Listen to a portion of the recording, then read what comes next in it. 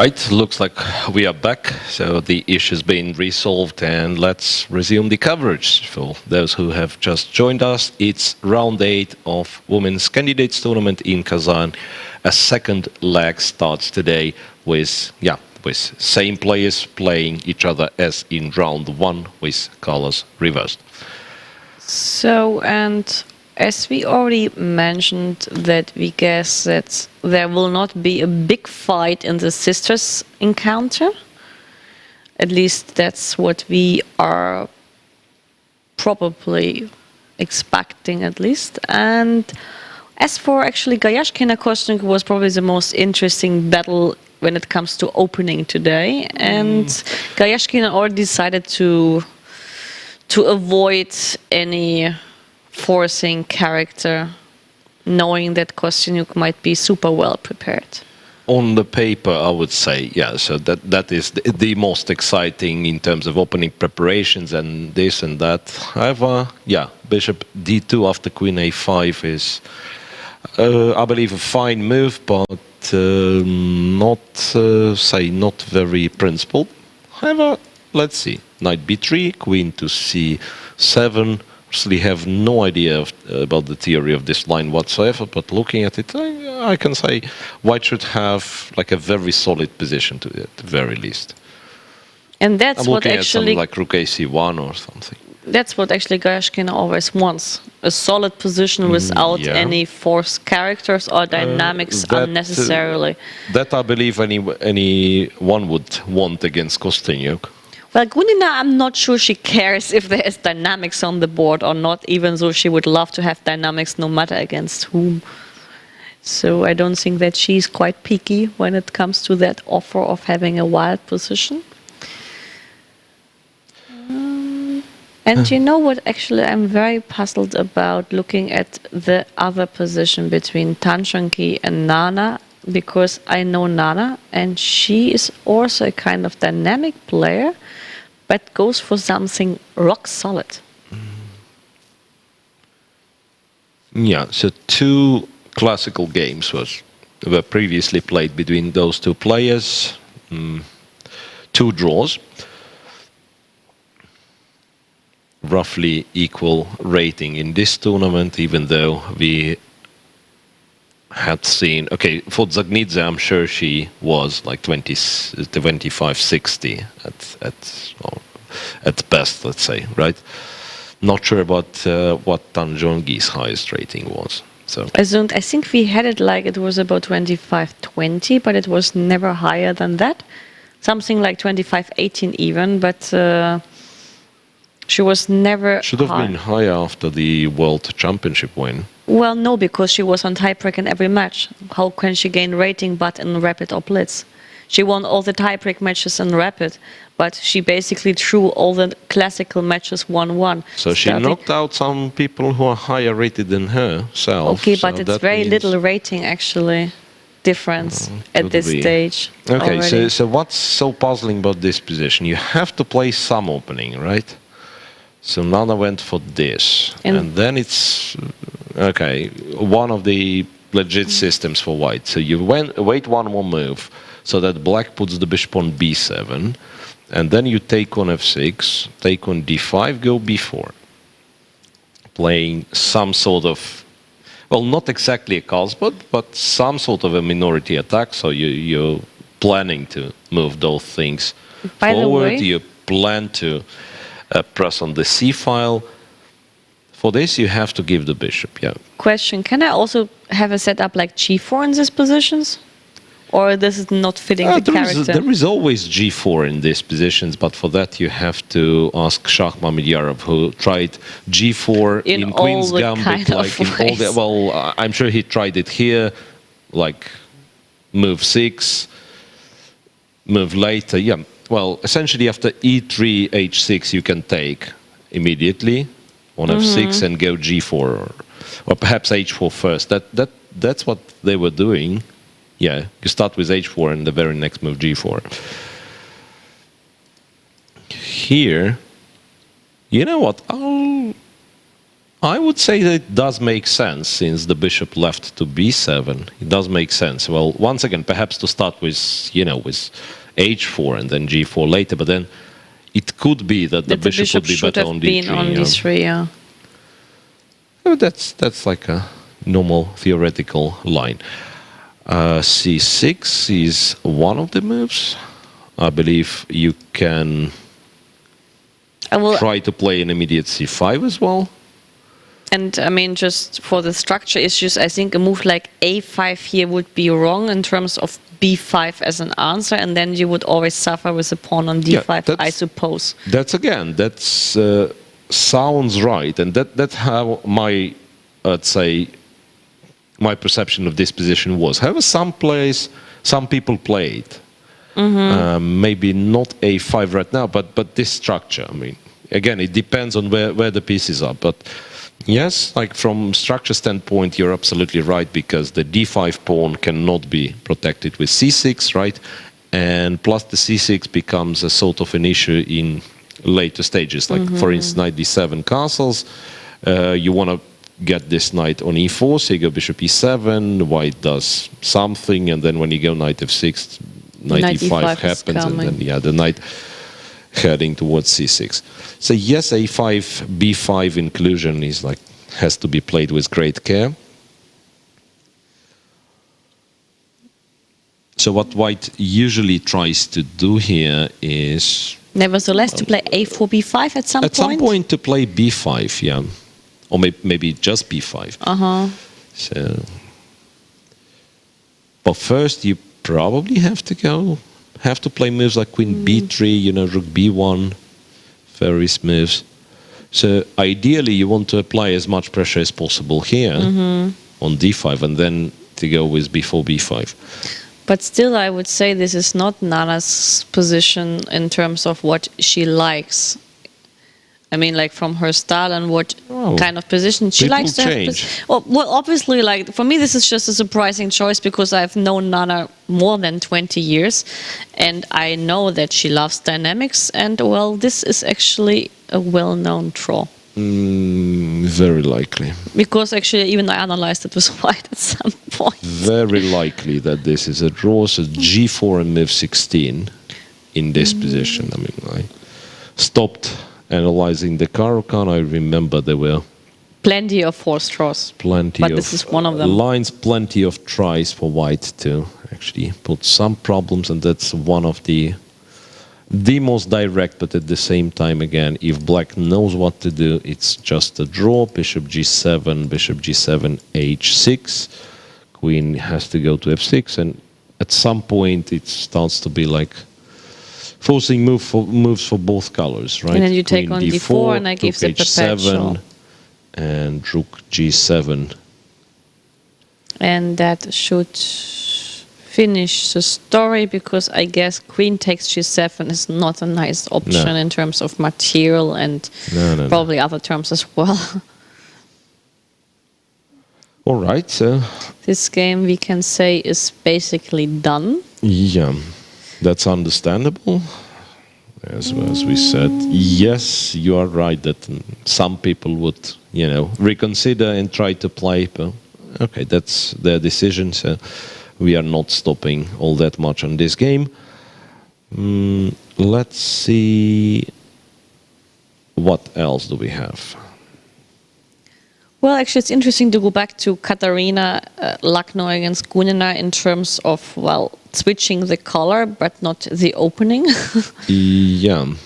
And actually, it changed already. It's 7 moves played in Lucknow Gunina, and Muzychuk sisters played around 25 moves, I believe, and already agreed a draw, or made the draw by perpetual check. Right, so 6 more rounds left for them. They are both on -1, while the leader is on +4. So that's quite a distance to cover. Indeed, yeah. Quite a distance to cover if they still have plans to fight. So, and in the game of Lucknow against Gunina, like some b5 was played? So a6, bishop a4, and early b5. I have not seen it in this way, to be honest. Have you seen it Bishop like this? B3, no. I have no idea. But it is always like confusing. Bishop G7, A4, and BA4. I'm sure this is wrong. One question before even this A4.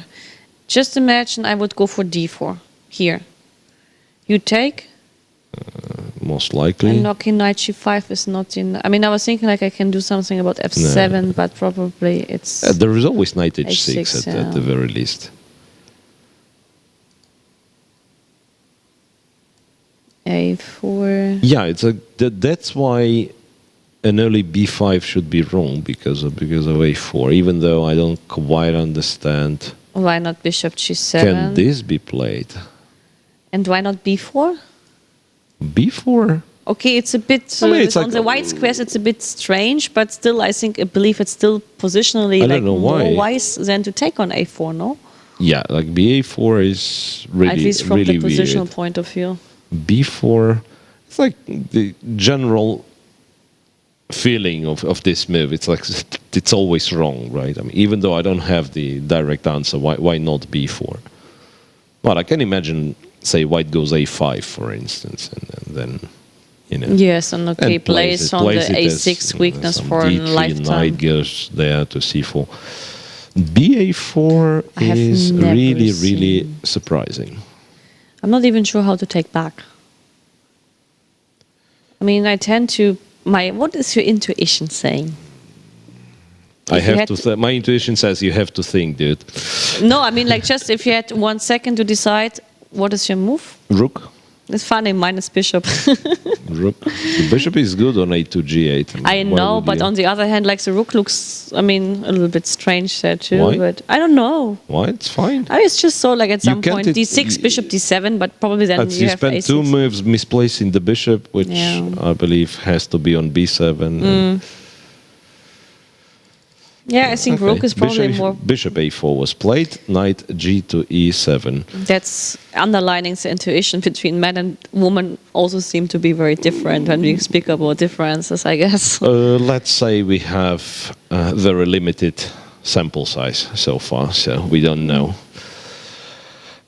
Meanwhile, we are ready for a short interview with Muzychuk sisters. Yes, the game was perhaps, we can say, wasn't played much, but anyway, so we'll hear the impressions, not perhaps about this game, but about the tournament from Anna and Maria Muzychuk, and then we'll be back on it, round 8.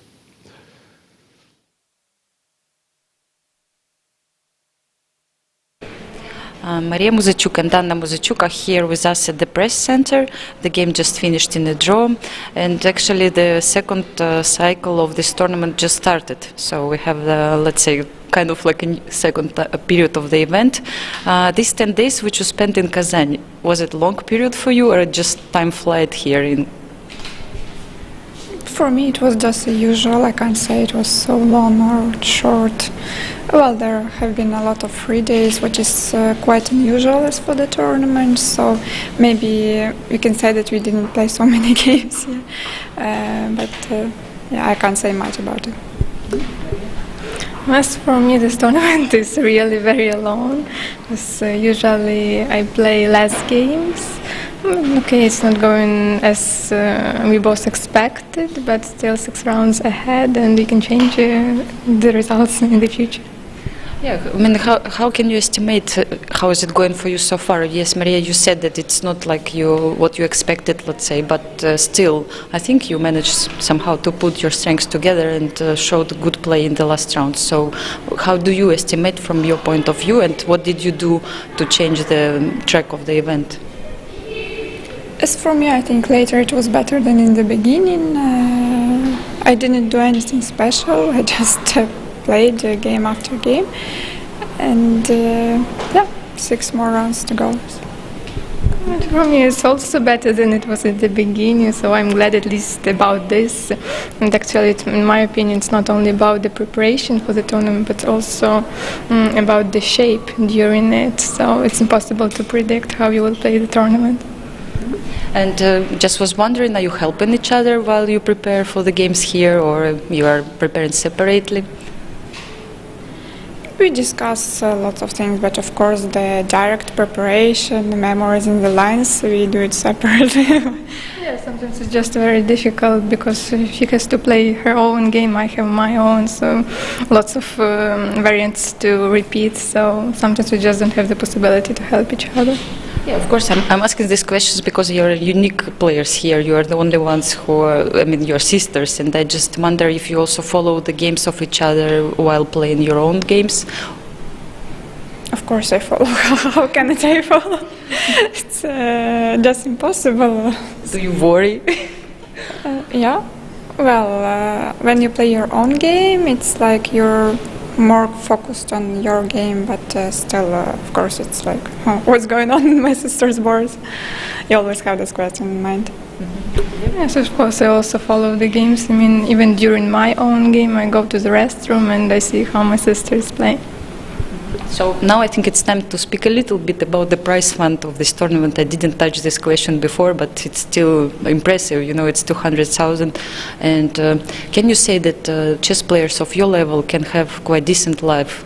I mean, you can earn enough money to have a good life as a chess players? Well, for each person, like decent life has different meanings. So, but of course, if you are a top player, a top women player, it's okay as for me. Maria? Yes, actually, it is like the first time the tournament is organized with such a huge prize fund, and of course it's very good for us because at least now I feel that I have the higher rating than my opponent. I mean, in female chess. Yeah, but okay, even the last prize is 8,000. I think it's kind of really impressive. I mean, are you still thinking about money? About prices when you play in such kind of events, or you are focused, let's say, on result more? For me, the result is more important, but of course, yeah, we have to mention and to be thankful that this tournament was organized with such high prizes. Is it the time to take more risks, let's say, in the last 6 games? What will be your approach? I mean, does your tournament situation affect your play in the next rounds? What is your strategy? I just see that it's so easy to do because actually you just try to find the strongest move in the position. So it's not about like, okay, to play all in and probably it works. You just play how the position tells you to do it. Yeah, also the tournament situation affects, of course, if I was fighting for the first place, probably I would think about some kind of special strategy, but as for the moment, yeah, just to play well and... Yeah.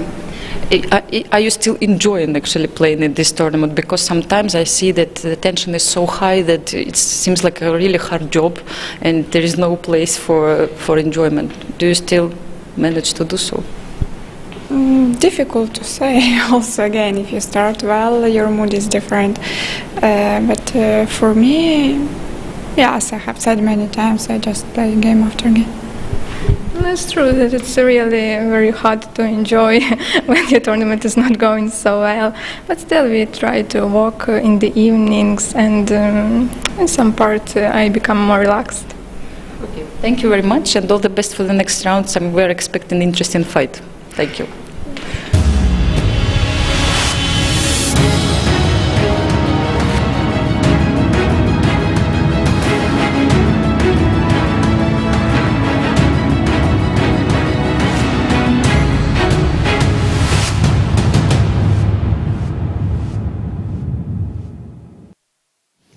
All right, so coming back to round 8, and yeah, if any game finishes with the surprising result, that wasn't the game between Anna and Maria Muzychuk.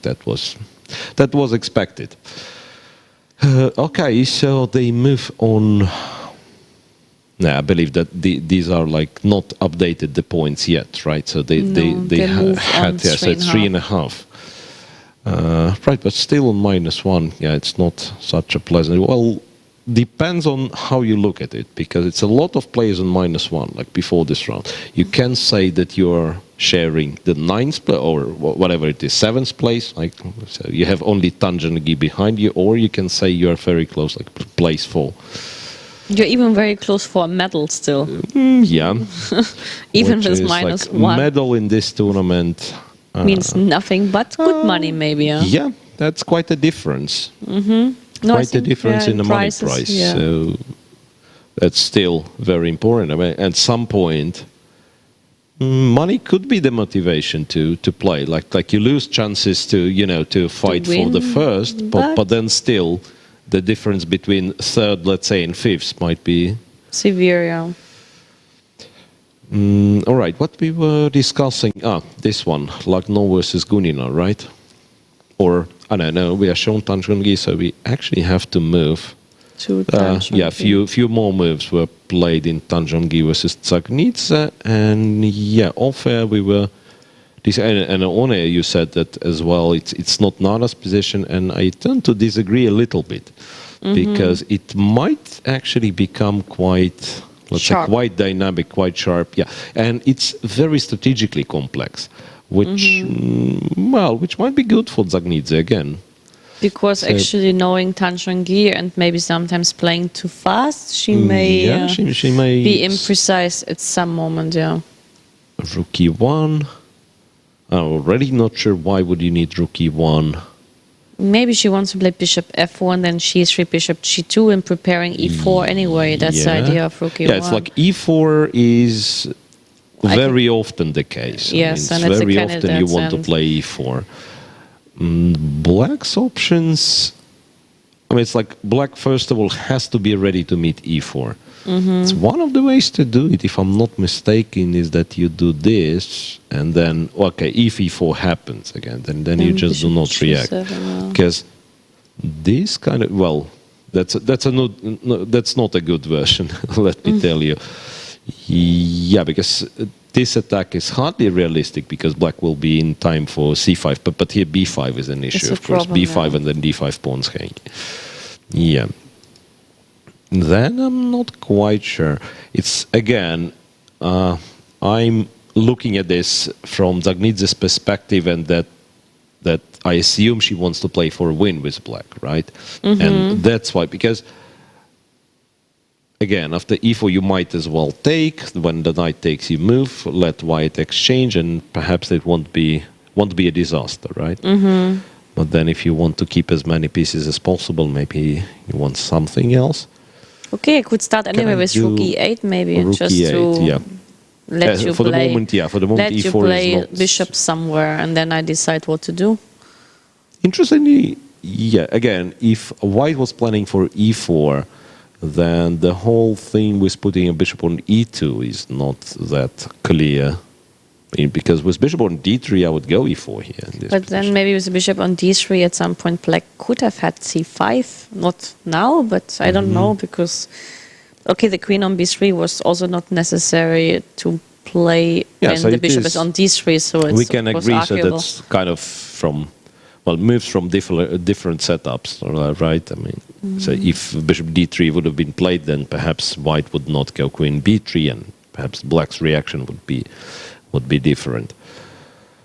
So what black might look at in this kind of positions is, well, c5 is the obvious breakthrough, but in some versions they actually do something like that. I mean, even if I do it immediately, bishop e7, if you go a3, for instance, all of a sudden I might want to play b5. And then ship my knight to b6 and put it on c4. But this is a moment I probably go for e4, or you think it may be... Yeah. That's what at least I would consider immediately in this. And I'm not happy in this case because I'm kind of one tempo short. Tempo short for what? What you want to reach? I want to react with not reacting. I want to say that I'm ready to play knight b6. But I can take even... Yeah, that's what I mean. That's why I'm one tempo short. My b5 pawn is not protected. Because like I'm fine with you going e5, and then we have, well, quite a complex game, because I'll put the knight on c4, and then whenever you go a4, the b4 pawn starts to be hanging. So it looks like white achieved everything, but it's not necessarily true. She didn't play the move just yet, yeah? By the way, what would you advise to someone like Tan Chong-gi after losing 3 in a row? I mean, you are a very experienced coach and you are coaching those girls. What would be your suggestion? After 3 in a row? Yeah. I don't mean like, okay, you have to make a draw to break this flow, but I mean psychologically. I'm not too experienced in losing 3 in a row, but... You had always very good pupils, I suppose. No, myself. I mean... No, but I did lose 3 in a row, but it was like 15 years ago, I believe. But like since you were coaching some of these girls from the tournament even in the past, I mean, like you must have had some idea in mind if it happens to one of your coaches, your pupils. Yeah, what to do after losing 3 in a row. It's hard to say, really. Because by that point, I believe, like, after losing 2 in a row, yeah, the advice would be, like, try to play calm and everything, but after losing 3 in a row, I don't know what you do. You try to reset, let's say, your pupil. But you don't have, like, some kind of special recipe. Yeah. All right. Because actually, I believe the approaches are sort of different. But I don't remember depends, when I lost 3 in a row. On personality, right? I mean, for some, like making a draw after 2 losses is like makes life better. For some, they really want a revenge and they are fine with losing 5 in a row, but playing for a win each and every game. So that's different. Okay, so that's what we said about this position. Gunina plays something that I actually start to like. No, well, not necessarily, but I don't think it's that pessimistic as it looked from the beginning. Look, by the way, at the stats: 5-1 in Gunina's favor with 4 draws. So she seems to be, you know, like a bit inconvenient for Katerina Lagno. Even so, I mean, probably this kind of games were mainly played in the super final, I would bet on. Because that's where they meet every year, unless one of them... Not every year. Okay, because Lagno had some break because of like pregnancy, I suppose, but... If we recall, it's only 2014 when Lagno changed the federation. Yeah. So it could have been a maximum of 4 superfinals, and then Lagno missed at least one of them. So it's not that many. No, I believe they played some Grand Prix, or there is as well a chance that they could play for different national teams. When Lagno was still representing Ukraine, it could be. Yes, she was on the first board, but Gunina, at some point she was also on the first board, yeah. All right, so A4 we were really critical about. Sorry, not A4, but capturing on A4, of course. Knight to E7. And then that's an interesting one, because as much as I understand that D4 is your key move in the Ruy Lopez, it could be that it's a little bit too straightforward. Okay, we'll see. But that's again to psychology. Like, you want to punish your opponent for doing some imprecision when it comes to positional understanding or structures. So this is a kind of very human. I mean, that's how I would think as well. So probably the first candidate jumping to my mind is D4. Look, I have to punish you for this kind of approach. Yeah, I understand the line about the punishment, but is it too much of a punishment for black? So that you have a center, but I'm finally getting some squares for this stupid knight, which never does anything in the Ruy Lopez. This is true, actually. So my point is that I believe black punished himself enough already by taking on A4, and you might think of actually playing, you know, D3 knight here, but in a slower way. So that A6, or you move it to A5, it will be A5. It's always a weakness. And the typical counterplay for black in D3 Ruy Lopez is in D5 in those. Yeah, well, F5, yes, but then it's like you watch out for F5, and you should be ready to play D4 in this case, right? But very typical is D5. Like either we talk of Ruy Lopez with D3 or the Italian. But then your pawn structure is a little bit funny. Since you took on A4, yeah, you go D5. It's White not says, feeling okay, so nice anymore. Go on, yeah, I'm fine with that. So maybe, yeah, it's not like I'm totally against d4. I'm not sure, but perhaps it is the best No, move but in the you position. make a point by this square on b4, which now is belonging to black and has a very nice outpost for the knight on c6. I agree. a5 castles, yeah, and it could be that black is not doing all that terribly bad in this position. Like some bishop a6, knight b4, some jumping. That's usually what Valentina Gunia is looking for. It's not. Yeah, she's very dangerous with the knights, I can tell you, when it comes to rabbit and blitz. That's usually what I would try against her, to just change the knights. To exchange the knights. First the knights, and rabbit and blitz for sure I would get the knights off the board as quick as I can, if there's a chance. That's about the funniest chess advice I've heard from, like really strong players, because obviously, like on amateur level, you can give some advices which to professionals sound funny. But that was given to me by Rustam Kasivjanov, who by that time was already ex-world champion, and obviously 2,700 player, right? And he says, whenever you face Chinese players, you have to try, okay, not necessarily, but you have to try to exchange the knights and the rooks. And the reason behind that is, well, I mean, it's partially a joke, but the reason behind that it's like, the memory of generations or something. So chess, the normal chess, the modern chess, European chess, it appeared in China not so long ago, right? Mm-hmm. And if you look at like 20 years ago, or maybe, to be certain, like 30 years ago, Chinese national team would be non-existent, like international master at best, yeah. Mm-hmm. But they are playing their own version of chess with different pieces. Chinese chess? Yep. With the cannons. They are like in Chinese chess. There's a rook, and then there's a cannon, which is like a knight. And there is like general or something. The generals are like into small cage. So you know this. And Rustam claimed that they have rooks and they have knights in this game, which are moving exactly like our rooks and knights. This is true. Okay.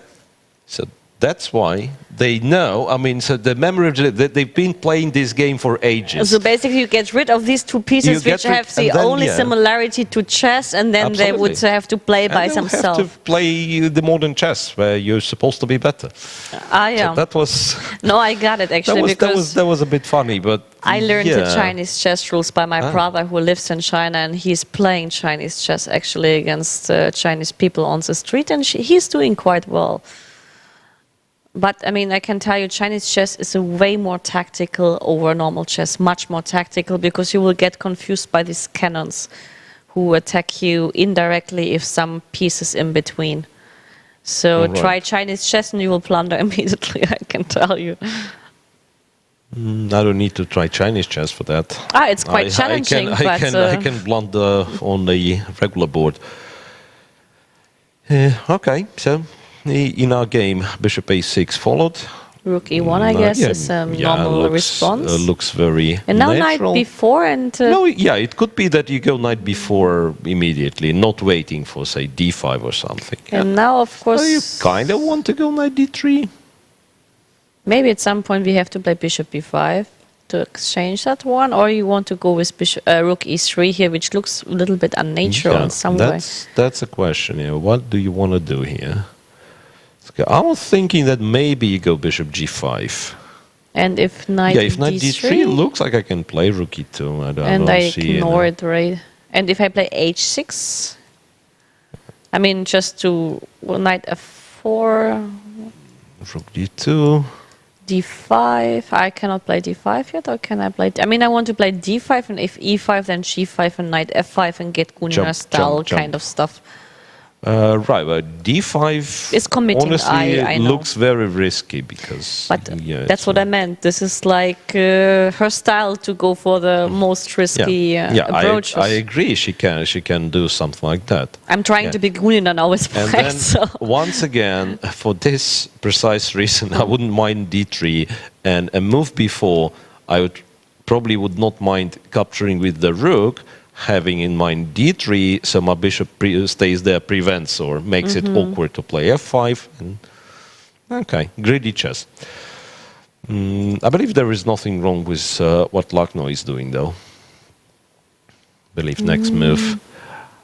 Since she stopped here, it could be that she's thinking about Bishop b5 immediately, which would kill a little bit the spice, and that's usually not a bad idea. I'm just not sure how it is positionally. At the same time, I'm not sure about queen a8, okay? Queen b8, yeah.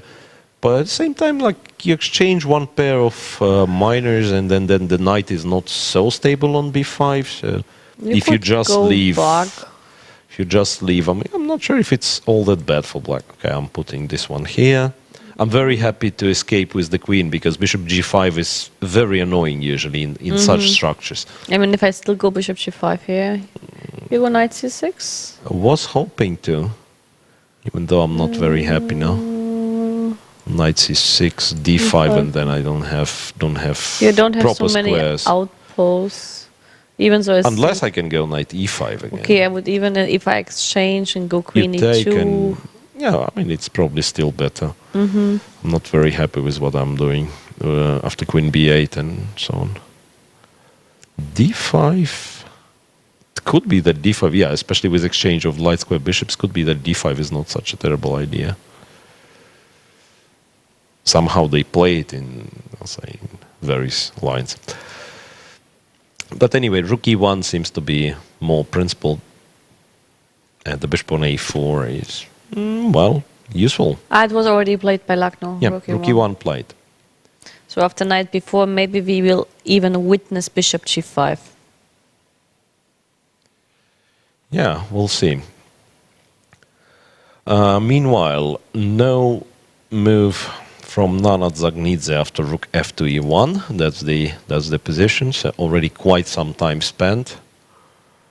And now I tend to agree with you that perhaps it's not her position. Because what I thought that she particularly analyzed that one and she knows how to play it, which I don't know. For example, I've seen some ideas, but again, I'm not sure, like move by move.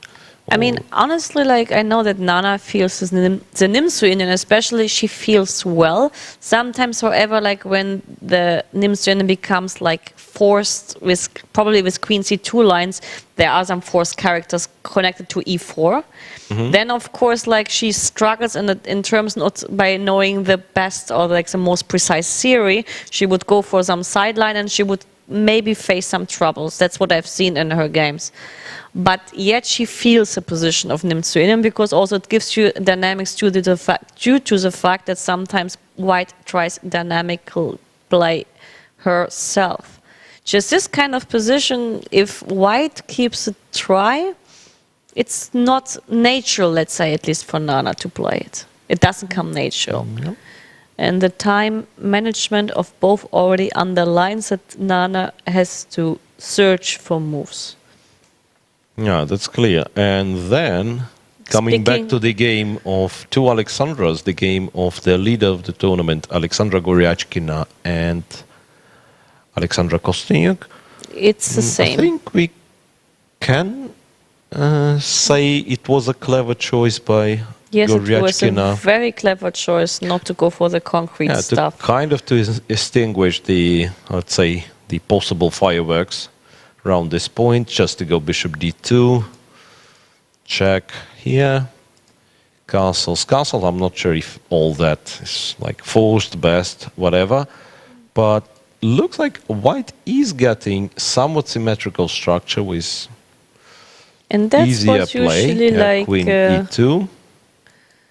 That's what we've seen Goryachkina did on few occasions already, right? Yes, I mean, that's what I meant. She would try to have a fixed structure. She kind of has, because there's e4 against e6, and there's no tension when it comes to pawn structures in the center. Plus, of course, like, it's quite easy here to play for white, I would say, and we can see already by rook d8 and bishop e8, Kosteniuk is becoming very creative. This is like a kind of really creative approach to have this rook d8 and bishop e8.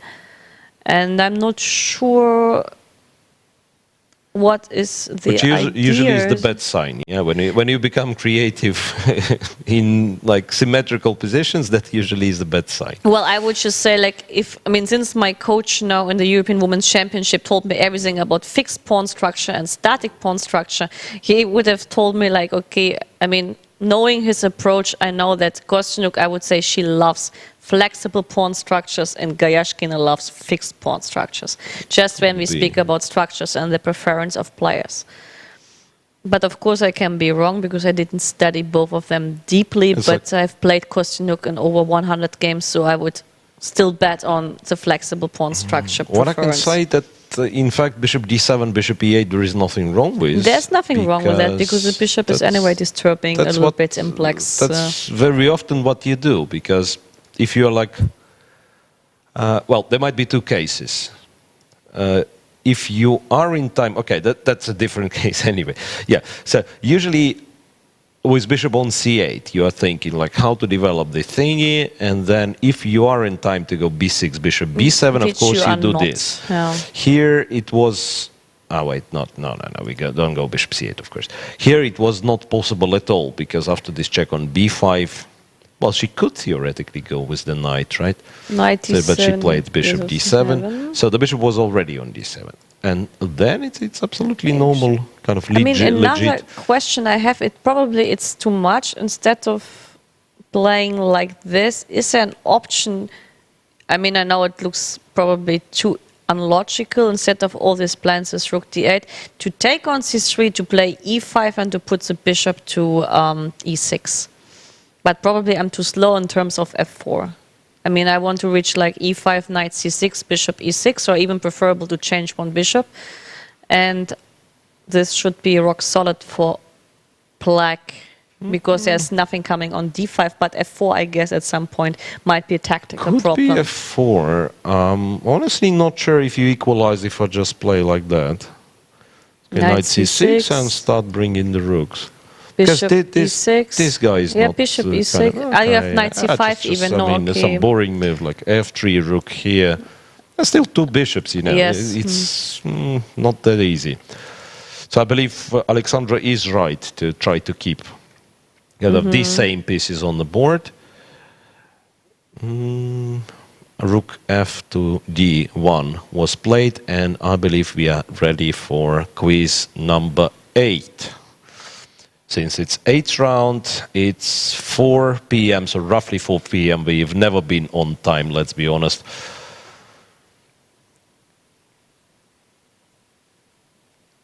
Okay, that's a sad question.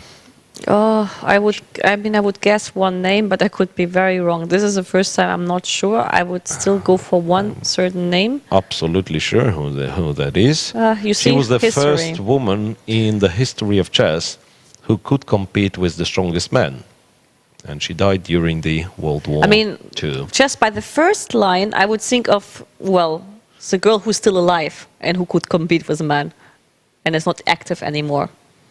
And you can give it away. No, it's Judith Polgar, of course. Judith that's Polgar, why. But when she was dying in World War II, course, it's already not. Yeah, you can say before that it was Gaprindashvili, and before that it was after Gaprindashvili there was Chiburdinidze, who would have scored like, decent in men's tournaments. So Judith was the best perhaps so far. She was the only one reaching top 10 men's. Yeah, this I can agree. Yeah, but you cannot call that she was the only one. And also she crossed 2-7. Did Huyefan cross 2-7? At some point. I believe she had 27:00. If not on the list, then at least on the live rating.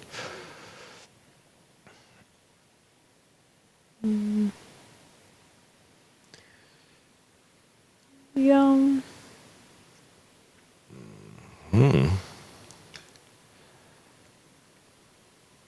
So, shall we go back to... Oh, I'm just kind of curious what's going on there. What has, what Alexandra Kosteniuk has to play? It's like I really like to play knight e5. Yeah, like the difference in this structure. White has somewhat more space, but Knight d5 and knight c4 would be great if you It's manage like it by this, time, but I guess this But I is think not this working. is the problem, now. right? Yep. So it's like first I have to perhaps have to go there. With the idea of queen b8, but And then okay, at queen some b8 point and then maybe knight f4 d5. is a move, even so then rook d1 It's does hard not. to say, yeah. It's It like could f4. be a move. Not even sure. I mean, how do I feel about say this knight? Can being I? on That's why I asked the b3? question of a3 in general, like just to see what you're going But to. if they just run away, They run away. most likely to e7 could be. I could be wrong. By the way, after rook fd1, is there this move? Knight. Is there this move? And Like you attacking h2? Okay, I mean, threatening. The threat is obvious. And if I take and if play the queen queen takes, and rook takes. bishop h6, I mean you have Bishop check h6 still is on somewhat d1. annoying, yeah, but if it would be the other rook, it would win on a spot. And I here, know. here I have rook d1 check, right? And I might even take here. I know with a knight it doesn't really make a change. Because my next move This was is anyway, supposed to be I bishop, just like bishop queen f8. e5. I was considering whether yeah, it makes queen it e5. change with the rook on d1 or Could be, c1, yeah. but No, but really, I'm serious because knight g4. If this is the only possible, option. yeah, then I'm probably happy with black. Yes, Because I you- eliminated the bishop, yes. and I'm you- more or less forcing further simplifications, which I don't mind. And like you have like space disadvantage for black, so it comes Yeah, handy yeah, to yeah. change some pieces. Yeah, so that's what I mean. And otherwise, I'm not sure what move. G3 is white- an option or f4, but f4 looks weird It's because like, of yeah, the check. G3. It's also not what you usually Yeah, want yeah, to yeah. do. I It's agree. like not but- your favorite move in this position. No. Yeah? Then let's say I go there. You probably drop it to b1, and then maybe you'll say, okay, now I go f4 and e5. Yeah. Mm-hmm. So it's tricky. Yeah, perhaps Goryachkina is planning for g3 because yeah, really like capture on g4 is not something you're really happy with. And then once again, you were telling me about Gunina moves. I can tell you that this is A certainly Kosteniuk Kosteniuk move Yeah, as like well, a little yeah. bit of tactic and a move forward, move with direct That's threat. true, yeah. So it does seem to be that this move might be played by Alexander. By the way, I mean, at some point, I think we discussed superstition. And I can tell you, like, that Goryachkina, to me, looks very superstitious. Because this is her favorite jacket. The striped one. Yeah. Yeah. This is by clear. I have seen it already in a couple of games, and this means it's her lucky jacket. And I know that but Kosteniuk not used every to... game, huh? Yeah? Well, in a Sorry lot to of interrupt games. you. I think in a lot of games, actually. Yeah. I have seen it not the first time, and I'm sure I have seen it only in the commentary because I have not seen Goryachkina outside of the commentary at all. So this Yeah, you're seems right. like, Could are be you like superstitious Third, fourth. Me. about clothes, shoes, pens? During the game. I mean, do you change your pen once you lose with a pen? Not anymore. I mean, now I really don't care. I mean, maybe because I lose too often when I'm playing. No, really. Well, it was the case.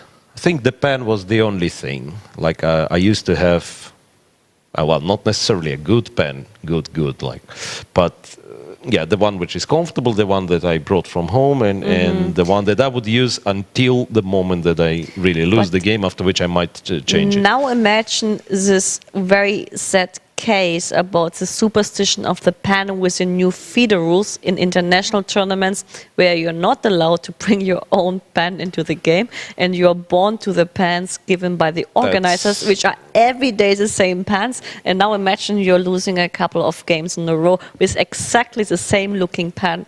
Okay, so two possibilities I can see there.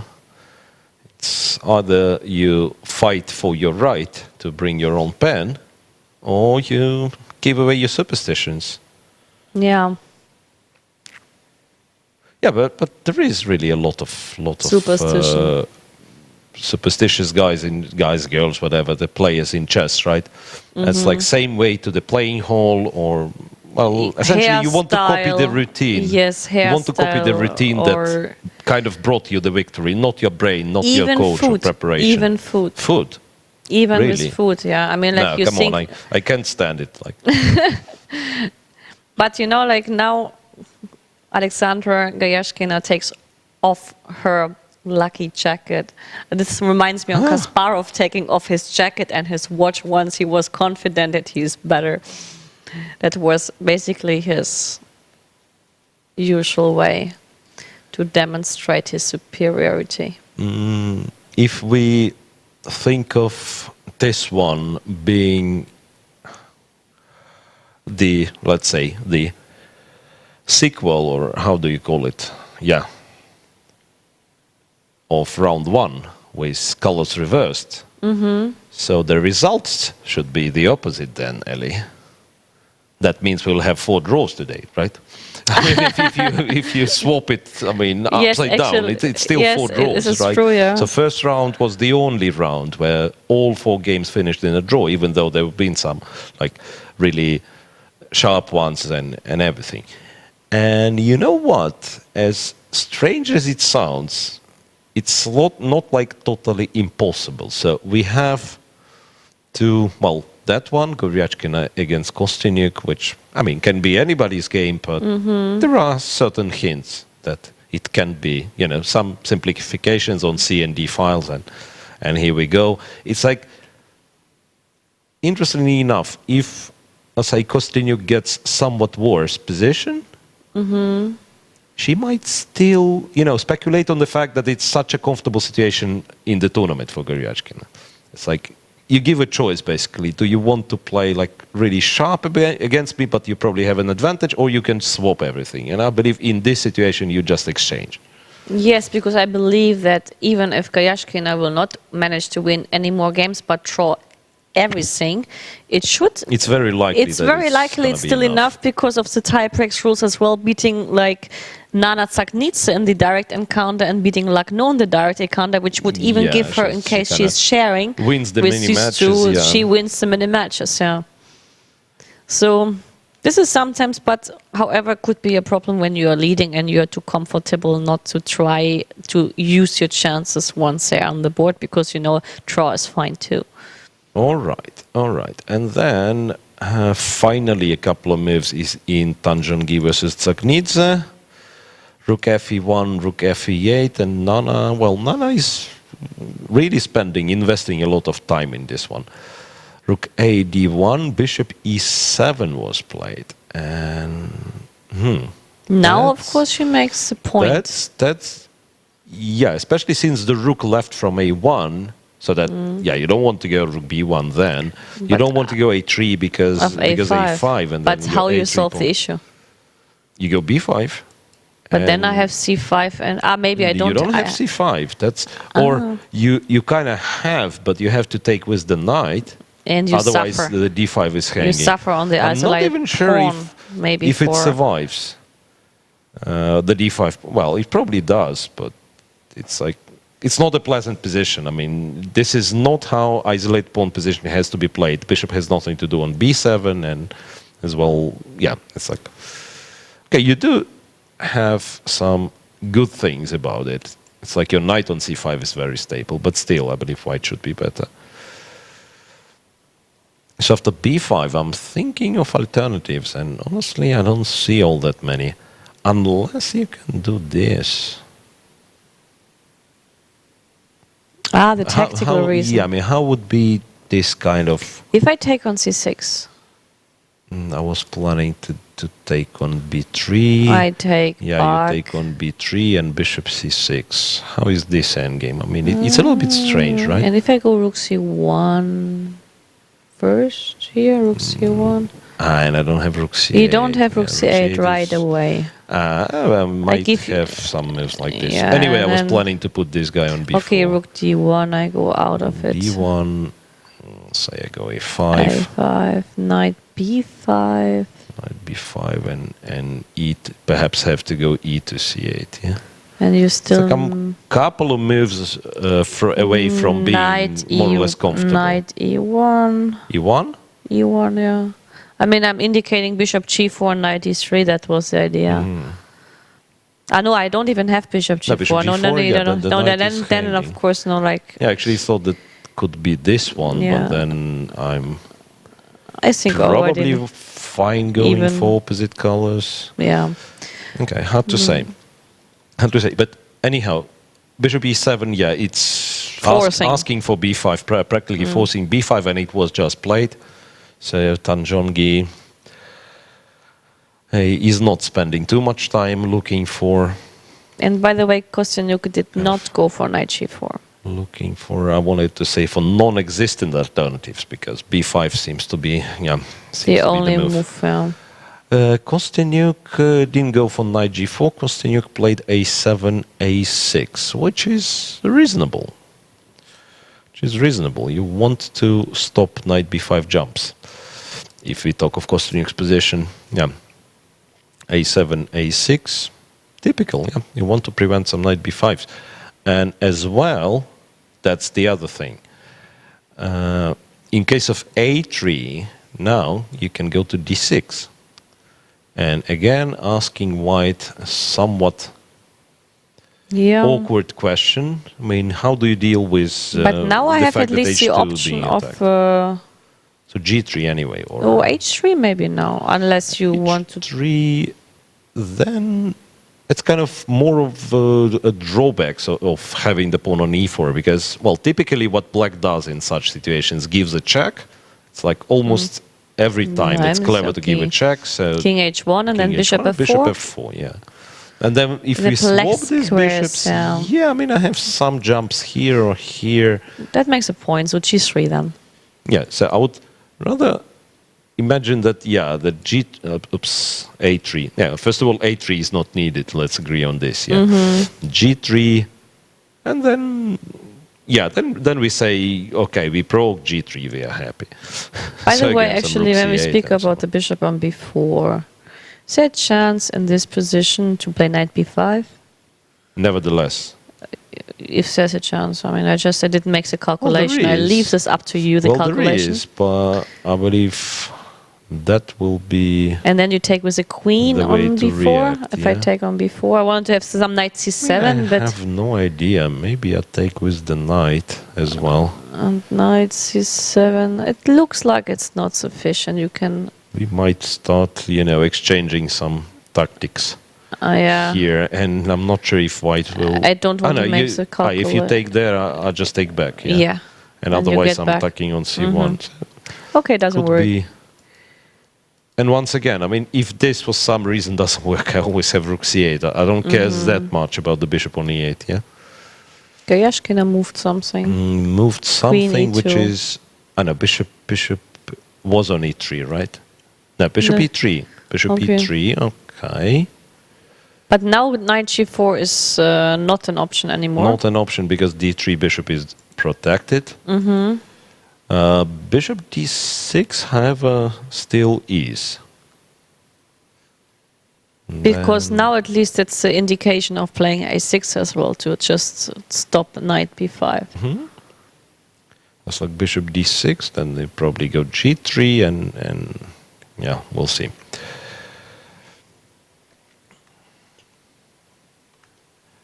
And let's not forget we have one more game, however, no moves in this one. Game between Lagno and Gunina. I'm wondering how many moves they played already. And I'm saying less than 15. You mean for Lagno against Gunina? Yeah, less than 15, 13 moves. Yeah. Gunina Both- is a slow maker in the tournament, which is yesterday it's even like- for her a big surprise. Not only she's spending a lot of time, but I mean, when she's playing the opening this way, kind of causes your opponent to spend some time as well. Yeah, right? because she's always causing some kind of pressure, like hidden pressure. But I mean, even this knight before bishop a6 indicates like that you keep your opponent busy thinking, because it's not like some position you play automatically. And since she has a great talent exactly for this, that explains, in my opinion, also why she's so extremely strong in rapid and blitz games.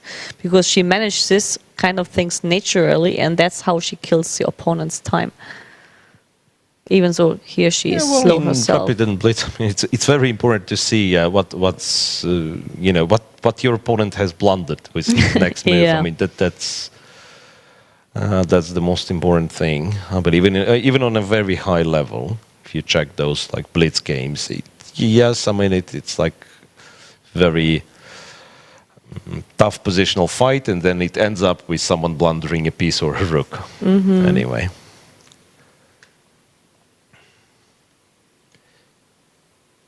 So what are the options? Again, we said something about bishop g5 being possible.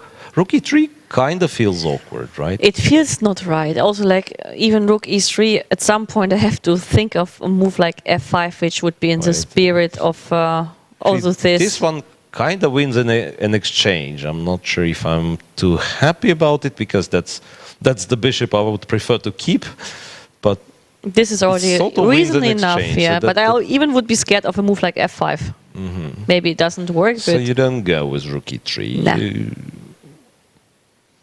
Well, in order to stop knight d3, you can do this, but then you should have done this. You could have before, done it before putting the rook like to takes, e1. takes, and again. Wait. Even though knight d6 is possible, yeah, because I thought c6 and black is. Like if I'm forcing this knight back, then it should I be thought fine. I'm kind of fine, and I'm not even sure if I want d5. Maybe I'll just keep it flexible. But it could be that you go to d6, and then if knight c8, you're not trading, right? You go back. Okay, not that simple. But after bishop b5, once again, I kind of don't believe that it's that great for white. Maybe same queen b8, maybe d5 first. So you want to keep pieces on the board, and that brings you to bishop g5 move, I believe. Well, and how about that, by the way? That's also rock solid. But can I still go for f5? I mean, somehow I think this is in the spirit of Gunina, whenever like something appears on e3. Yeah, but isn't it like super duper dangerous? Well, that's in some way. You can give it check. I go king h8. Can give it check. And you go king h8? Yeah. Really? Yeah, why not? And then one of the this two. Is a question. G5, E5. I wanted to play f4 anyway, and in the worst case, I still have d5. So I will start with this. Then. Well, that's that. If you wanted to play f4, shouldn't have told you that. Yeah. f4. Can I try, or you would attack this pawn, and then I have h6 to come? I have no idea. This knight here.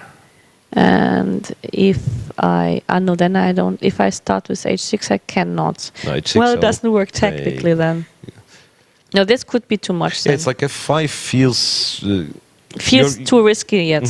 You're right that this is very often what they do actually, going f5 in this position. But the feeling is like you have to be a bit better prepared for that. It's like by the way, if white goes bishop g5, you go h6, and then for some reason white changes his mind, goes bishop e3, then might be a signal for you, so that you go king h7, and then f5. Perhaps he's but ready for f5. I would even like take a bet now with you that f5 move will happen in the game sooner or like later. This. Not now, but it will happen in the game f5. So f7, f5. Yeah, at some point. That's interesting. Now, there was. If I remember correctly, that was used for this method that I'm about to tell you guys about was used for drawing of lots in some tournament. Could it be like a Kramnik match? I'm not sure. So they play an exhibition game, so the result doesn't matter, and there is someone who picked up a certain square. Yeah. Randomly, the certain square before the game, and then when like a kind of mine. A move on this square happens. Yeah. It's a mine. It's like a mine. That's a mine. And then, I don't remember, it's either your opponent is getting a chance to pick the colors or vice versa, whatever. Okay. So, what I'm trying to say, knowing Gunina, for example, before the game, what square would you pick? But I mean, like, we should exclude central squares because they will anyway be like used in the game. I'm wrong. The piece should be called as well. So which square, the square and the piece which will go to this square? Because now then it's too easy. Then, for instance, you know, Gunina, Caro-Kann, Slav, you say d5, yeah. Yeah, that's For what I meant. instance. Like we should, I mean, we should You're use a right. piece and not a pawn. Yeah, so it should be like a It should bit be piece. trickier. Yeah. And then, if you think in this regard, there might be some tricky, tricky picks, because if for the pawn. Even to f5, I mean, here F5 is I the would move is put the the mine on. pawn, Yeah, But well, that makes sense. Yeah, it's just that I was thinking of Mamedyarov. I simply forgotten about that you can call one of the central pawns. Yeah, but because speaking of this G4 idea, and I thought, Mamedyarov, for instance, is known to play G4, have tried G4 in every position. So then you do this.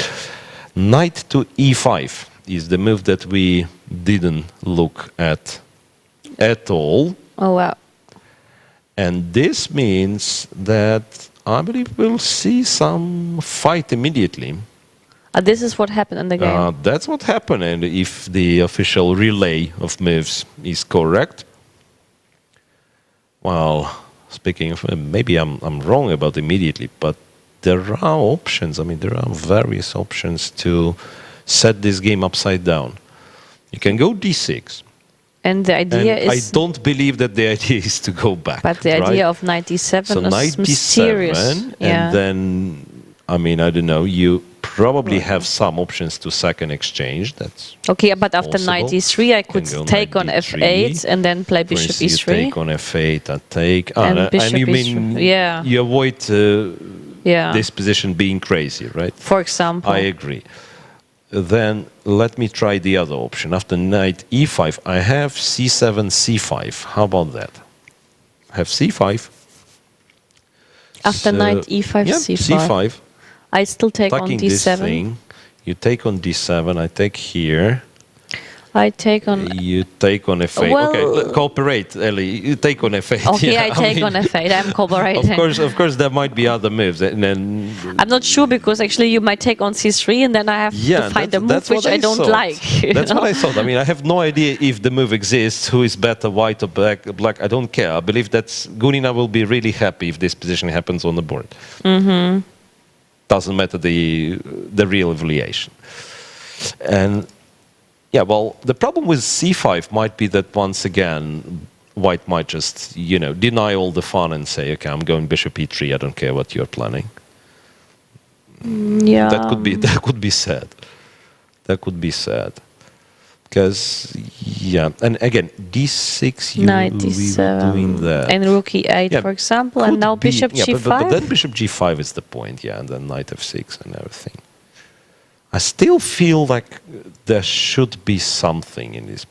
And, by the way, in the worst case, can I just go c6? That's what I was I mean, I thinking. don't like knight e5, to be honest. I mean, it feels a bit strange. It feels in the spirit of c6 and then Gunina. d6, the very next move. Could it be? If I play bishop g5, I have not a move because of f6. I don't know. suppose. I don't know, but it is the move which is connected with some material sacrifices. Yeah. And I don't see, don't see how you justify it. No, this I don't believe as well. Probably doesn't work. So yeah. let's assume c6. c6. Which is not in the style of Gunina, by the way, to play a Yeah, move I like agree, c6, I but agree. let's assume she would go for a quiet approach. But I then mean, what is the threat of black? D6. d6, as simple It's as not that. necessarily a threat. It's just that, for instance, I mean, you play some move which doesn't give the material, d6, knight f3. What has happened? White played bishop e3. And you played... We played d6, c6. I don't see why those moves are so bad for black. Plus, black is to move. So that's clearly this sequence. If it happens, it's in black's favor. So one question, can I... Could be that this knight is going there after c6. it the happened on the move- board, c6. Yeah, c6, okay. It's logical. I mean, not immediately, but maybe white waits a move. You go d6 and then the knight goes to g4. Then the waiting move should be bishop b3. Because actually, can you play d6 now for tactical reasons? Or you think like, I mean, if I take everything on f7, have queen b3 check, you can still block the diagonal, I believe. I can go away as well. By... You mean... No, I mean, you have d5 in the worst case. I thought like just... because king f8, maybe King you don't F8, want... Why? No, I'm fine, I guess. Oh no, rook e3, you mean? Yeah, This- something. But you have d5 in any awkward case, so I way. don't think it's a... Yeah, I d5, guess you have d5, yeah. bishop g5, but I don't believe it's enough compensation. It's strange, yeah. It's like you have to be Gunina and it has to be Blitz for this sacrifice to work. Yeah. Yeah. Yeah, but okay, look, bishop b3, d6, and then I go to g4. And I'm sort of You have no threatening time this with- knight h6. It is annoying for black. That's like if you go knight d3, for instance, the primitive way, yeah, it's just a check. You will have to take. And I solve all my problems. Yeah, And bishop b3 was after played. knight e1, I might even take the knight first, because I don't think... Yeah, it's like you can save the exchange, but I'm not sure if You want black that. is so happy saving the exchange. So And- bishop b3 was played, yeah.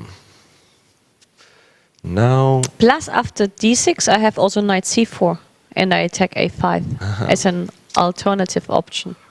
May I change my mind? I think that c6, which I called natural and logical and everything, should have been knight c6, in fact. And now, if I And take on now c6, you kinda want to like- take with the pawn. with a I pawn. don't care. And if But bishop I'm e3, you have kind knight of d3, and you playing win. for initiative, yeah? Ah, yeah. Bishop e3, not sure, knight d3.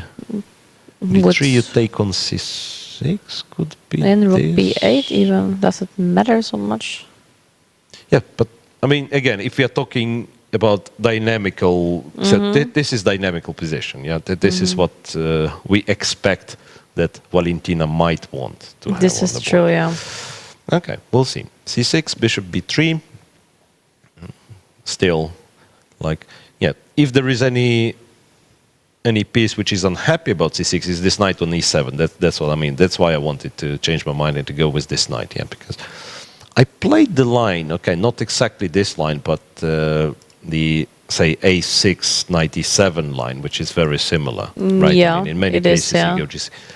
And then, I don't remember how it was happening, but the line where white goes c3 and then d4 and d5.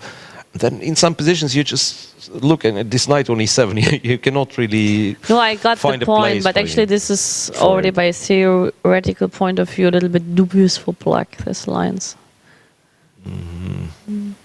So bishop b3. What else can black do? I believe we have to mention that Oh, d5. d5. Okay, so that leaves the knight on e5. So in a way, Lagnos knight e5 is justified. But at the same time, since the knight is on e5, you can't play e4, e5. So those pawns are very likely to be exchanged. And then, yeah, where is the structural advantage for white?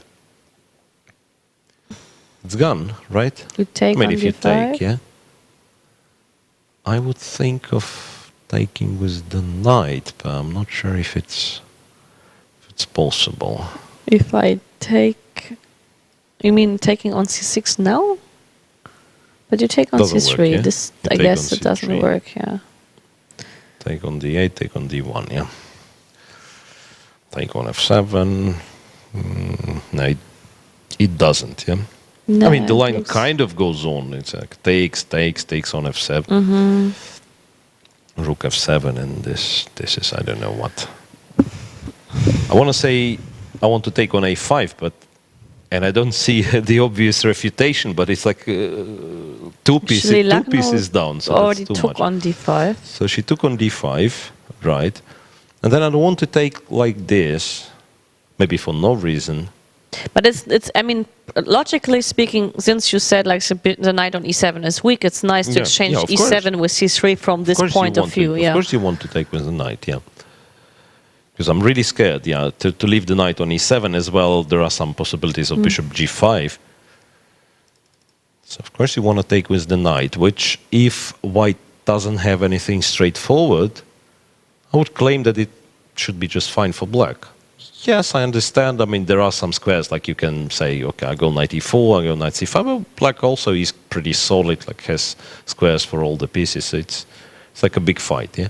And by the way, bishop b5 might be a decent solidified move. I mean, I'm always wondering if bishop g5 is working or not. I would always be scared of a move like bishop g5 for black. Unless, like, because even here, bishop Here, g5, bishop G5, f6, yeah, probably it's fine. Bishop h4, knight c5, H4. but probably it doesn't work yet. I don't know. Again, yeah, well, but it's kind of more principal question, yeah. I mean, if you take with the knight right here.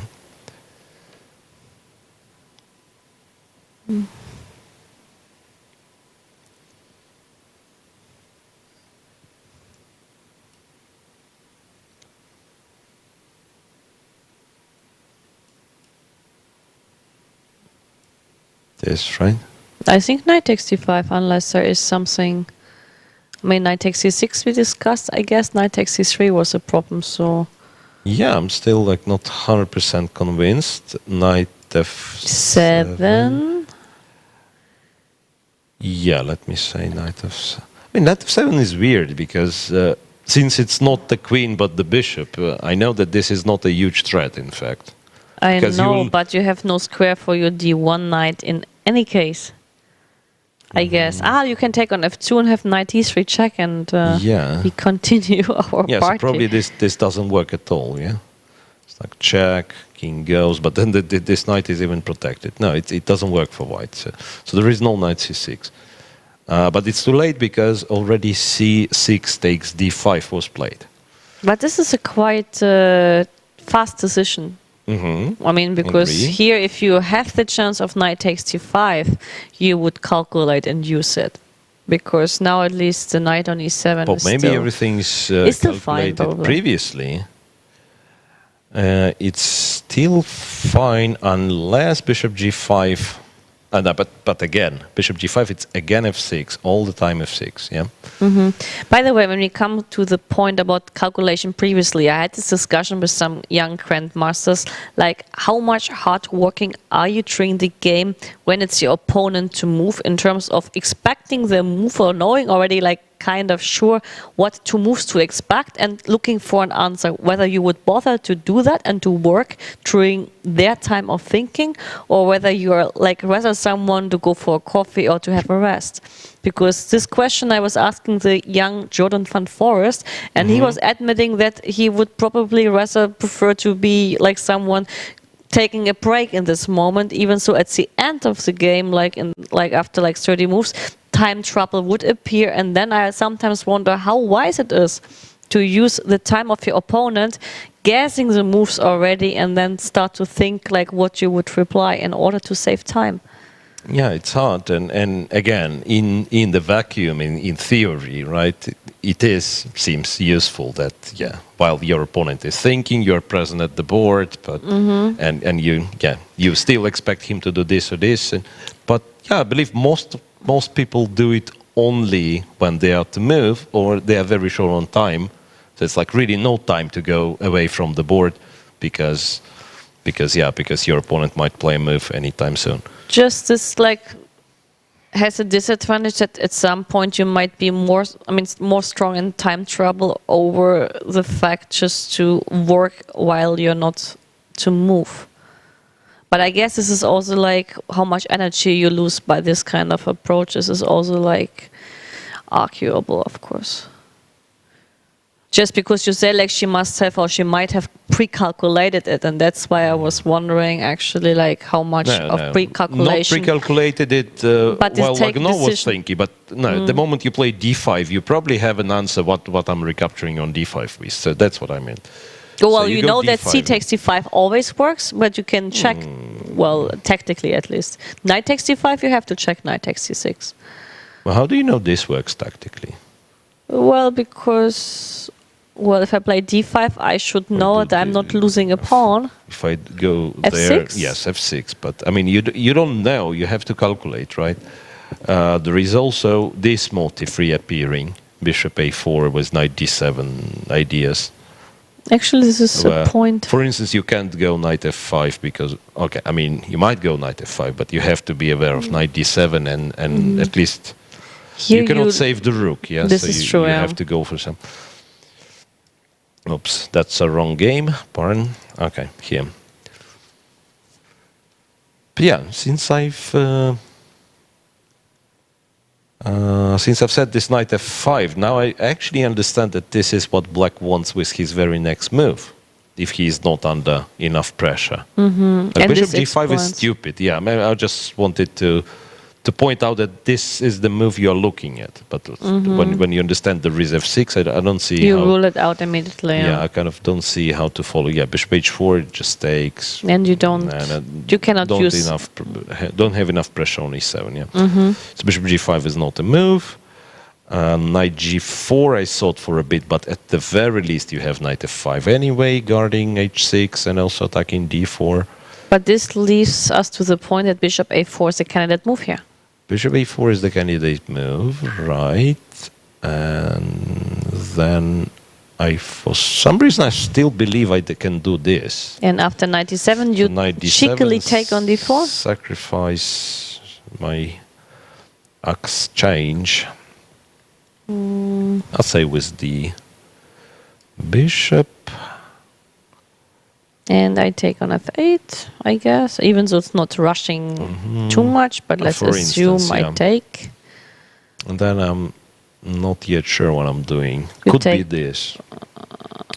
And if Could be queen this. f3, you... And then I'm taking with the... Or might continue with jumping, you know. So the major point was with g3 G3. knight takes. I'm not sure if it works, but seems that it does.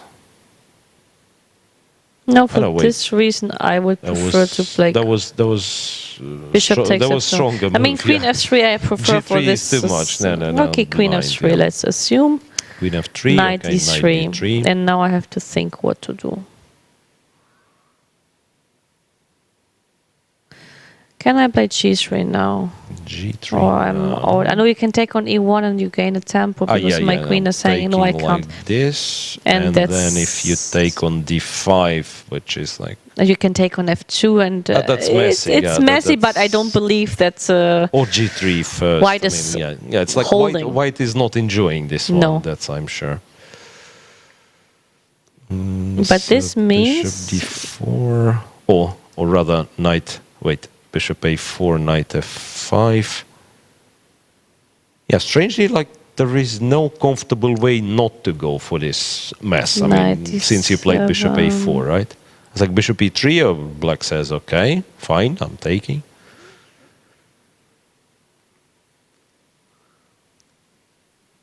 So it could be, and actually that's exactly the point. Like, no, stopped here because She has Yeah, to she's consider this exchange sacrifice because it's that's in one the thing. spirit. And, I mean, of if opponent. not, if not to allow this, then you have to decide what you're doing against knight f5. And Well, maybe you can just play very try just bishop f4 and then queen d2. Could that be? And queen d2. queen d2. I play boring. But then f6 might. Well, I mean, f6 is like not an obvious move. f6 in connection with knight d3. Maybe a move before. It's like go there. And then there's knight If the e7. knight, yeah, once again, I mean, I have no idea. There might be some tactical shots, but if the knight simply leaves, then knight d3 No, it's looks okay. like, For this reason, bishop f4 doesn't look so promising. even though it's like dry position full of tactics. It's a very strange thing.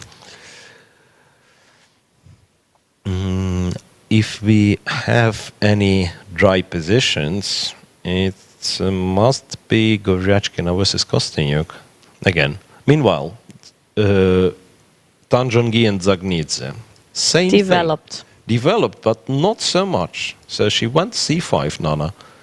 D takes, knight takes, queen to b1, bishop to f8. And this is not, I mean, not supposed to be a good position for black. Let me. At least it feels more convenient for white because white has a target and black has to suffer with that target. for quite a while. And then you, at some point, just take it. But you know what, says Tanjongi? Bishop c4, I'll take it very next move. Yeah, that's a Chinese approach. They're That's very clever. materialistic approaching. I mean, I know that Chinese people, like when you offer them material, I mean, I've seen it with a lot of Chinese girls especially, they always like to go for material and they love the bishop pair.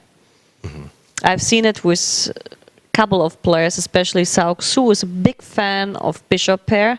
And material, I also think like they would first consider like whether they can grab it immediately or not. They like this kind of concrete play more over other players. But that's very clever, bishop c4. It's like why I'm going knight d4. And why I have to play positional chess if I can go concrete. Yeah, that's like all, you know, Soviet school and blah, blah, all this generation, which I kind of include myself into. We all are damaged with Nimzovich system, which is a great book. But then when you can take the isolated pawn, why to automatically block it? I mean, because in Nimzovich book it says, Yes, you should of course, block it's with a a knight. brilliant square for the knight on d4. It does a lot of stuff. Bishop c4, next move bishop d5 or knight d5, whatever. Just a pawn up. This move you could even miss because in your calculation you consider too much of knight d4, which comes very natural to could the be. laws of Could be. Nimzovich. Yeah. So now it's clear that Nana has misplayed this one. Well, I told you that this is not Nana's position. I mean, I have No, I known her agree. a lifetime. I played her when she was 8 and I was 10. Now I agree. So it's not her position. It wasn't her position, and obviously it's not her position anymore. This is true. How to fight there? I mean, okay, you lose the pawn on d5. I think we can agree on this. I don't see the way Hold it. to guard it. Yeah, Can I? No, I can't. that's like even. sack the queen. Well, maybe. And that's what she did. does. That's what she does. Oh, wow. So rook takes, bishop takes. But at least now she has some dynamics, which she didn't have before. Yeah, there will be some jumping. I agree. And again, it could be objectively the best decision. I think it is the best decision. Otherwise, you don't have counterplay. Plus, no, I mean, again, objectively, we overuse this objectively. The word. I love this word objectively. Yeah, but because that it's means so you're subjective. never objective. Yeah, exactly. It's just So what I mean by objectively in this particular case is the mathematical evaluation, what computer's gonna tell you after deep analysis.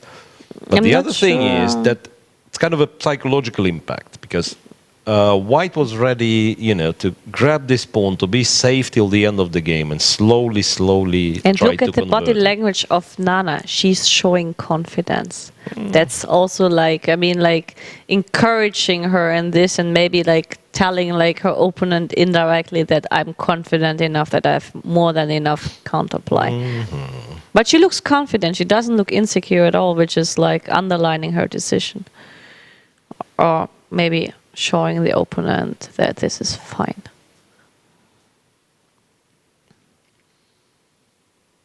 Rook d1 and okay, rook d8 is an option, but I'm wondering if I also will lose the c4 pawn. I will lose it sooner or later, but the question is like... No, it's not what you want. No, I think you would like to keep it, if possible. Yes, I mean, White, in my opinion, should try to get rid of one bishop, and this would change the picture of this position drastically.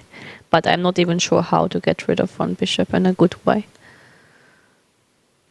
I mean, for example, like I start with rook d8. A.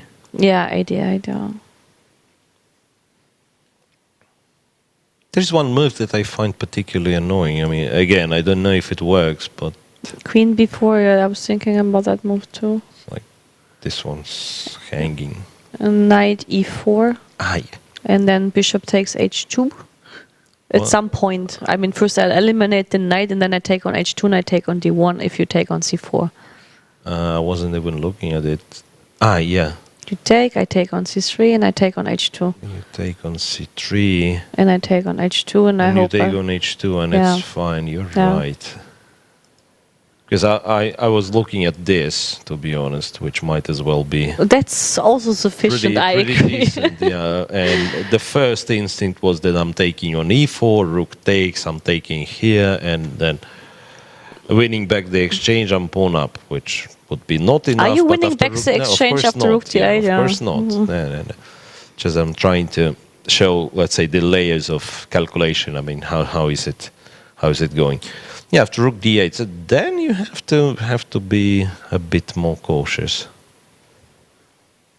But I agree. Yeah, it's not so simple to play this position for both colors. It is quite a fight. Yeah. Yeah. And yeah, let's not forget there is one more. Goryachkina against Kosteniuk. Here we have 21 move played. And c3 happened at some point on the board. Well, a lot of stuff happened. Yeah, a6, bishop e3, bishop d6 indeed. G3, queen to e7. Bishop Okay, b6. also possible. Bishop to b6, rook d to c8. That's a bit puzzling. What is puzzling exactly? Why not that move?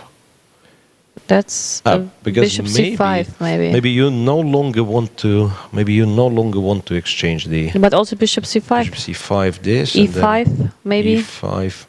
Right. Maybe because queen knight takes c5 doesn't work. Some tactic, yeah. And then you take on f6. six. Then you queen h5 doesn't really work. Why? f5. Okay, but still it You looks can, like very shaky to me. Take. I mean, take, give a check, take on c5. Yeah, I agree. I mean, Or it's even not knight d4 at some point, and f6 could be shaky too. So I guess this is a reason why you don't play bishop c7. all right. So bishop b6, rook went to c8.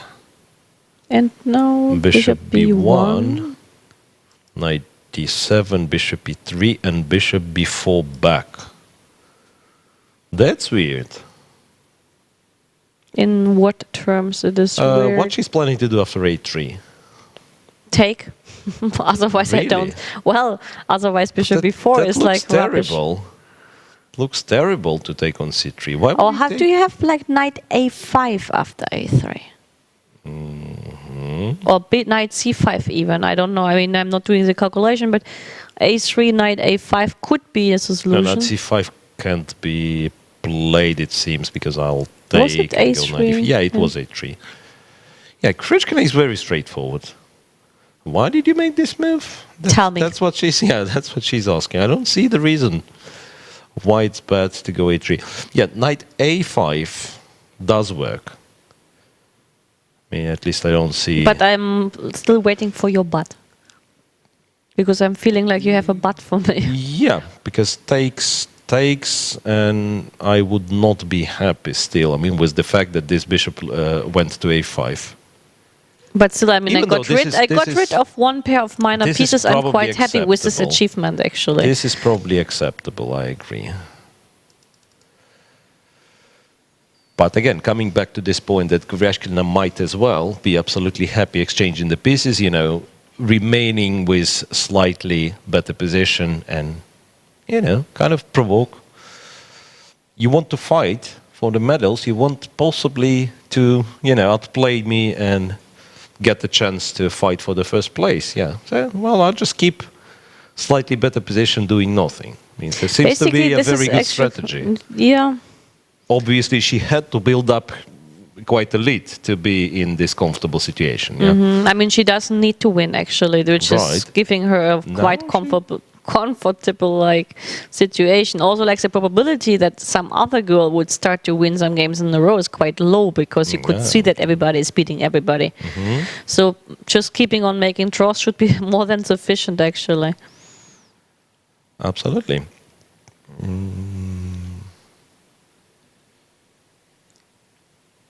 So speaking of 4 draws, I don't see it happening today. Tanjung against Zagnidze, there should It's be something. still double-edged, but okay, Nana didn't have a choice, actually, because of the bishop c4. There was no option to avoid I agree. but sacrificing the queen. But Lagno played an interesting move. Knight A2. Yeah. Okay, not the most obvious. But I like it actually because He somehow takes Knight A2. you get rid of one of these knights even after Knight C6. It's nice to have one knight off this D3 square. Yes and no.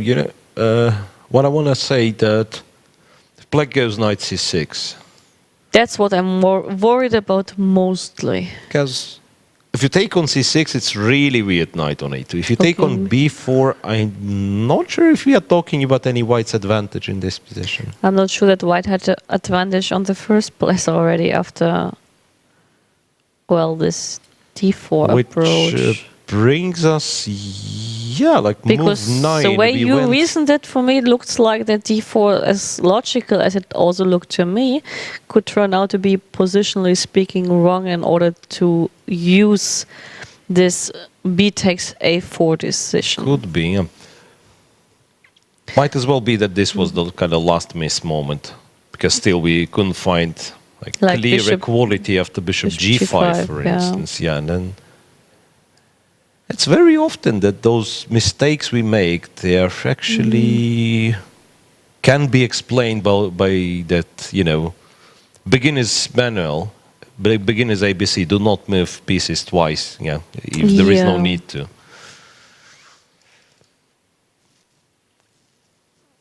Knight A2, what Goryachkina does? Knight B4 to C6, insisting on this knight being on A2. Which is right, yeah. If but I that's play for Knight some C3 reason. now back, which I You would go love back to do, C3, yeah. and then if you play against me, I go Knight B4.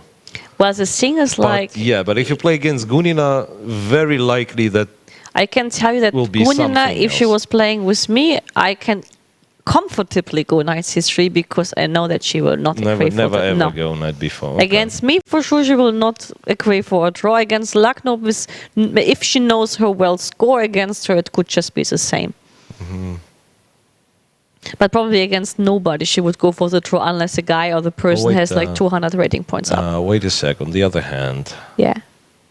if it's not Knight B4, what do you do? Okay, you can take on E5, but probably this is, and then D4, but I think this is crazy. It's like helping your opponent, it seems, right? Unless you can take on E5. Can you? But it looks dubious. It's really hard to believe. Bishop H6, Really Queen hard F3. to believe you can. I also doubt it.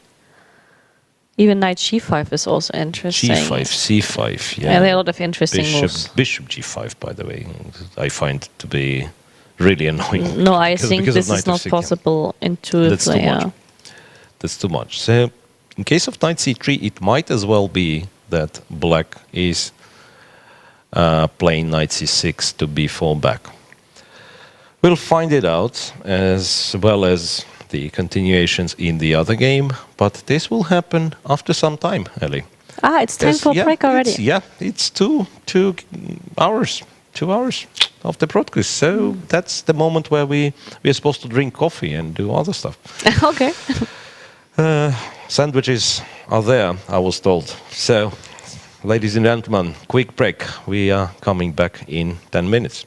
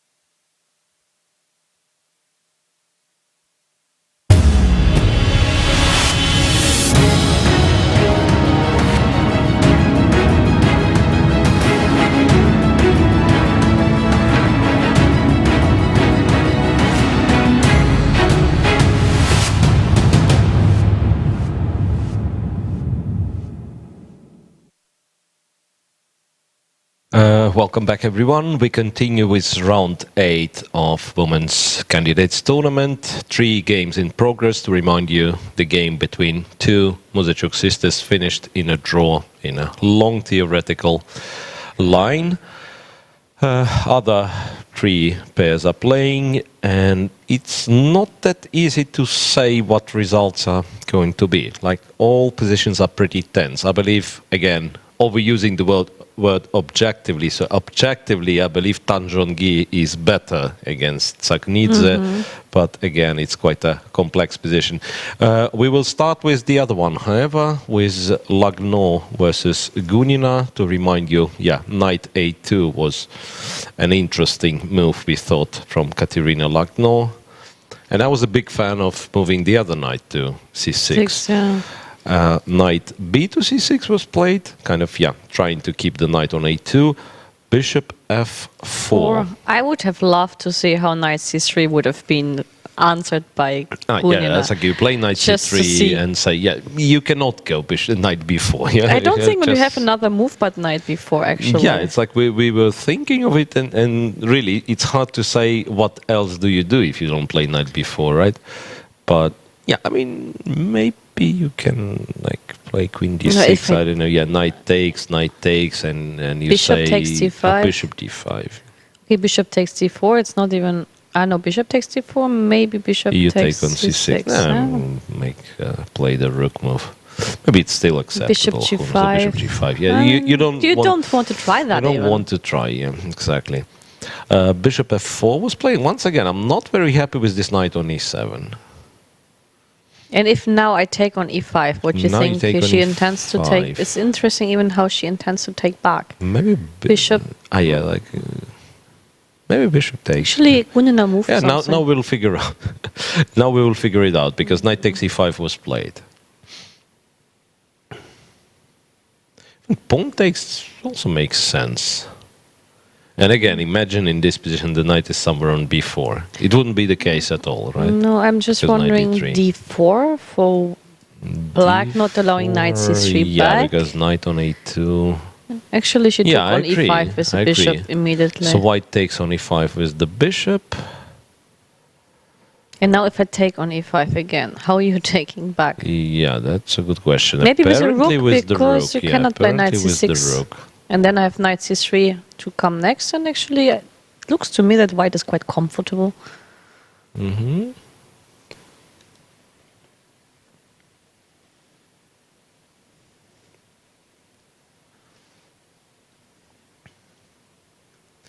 Wait, can I play knight c6 immediately?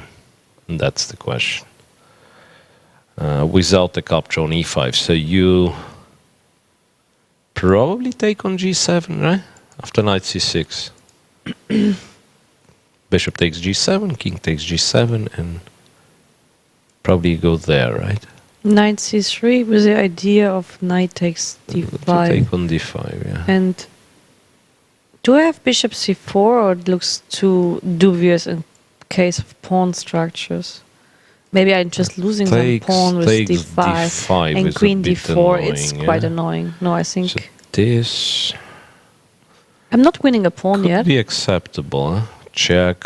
There is knight c2 at the end, so it's like I have to. Well, but this particular situation is very uncomfortable, because I really like to play queen f6 in this position, but then you actually take, and knight c2, knight you e4. have knight e4, right? And after queen takes b2, we still have rook a2, I believe. Maybe this one. Or even this one. Okay. Because, if you exchange, you end up with knight in the corner, and some queen c3 happens, rook a2 was, rook a2 is maybe even better, just like straightforward.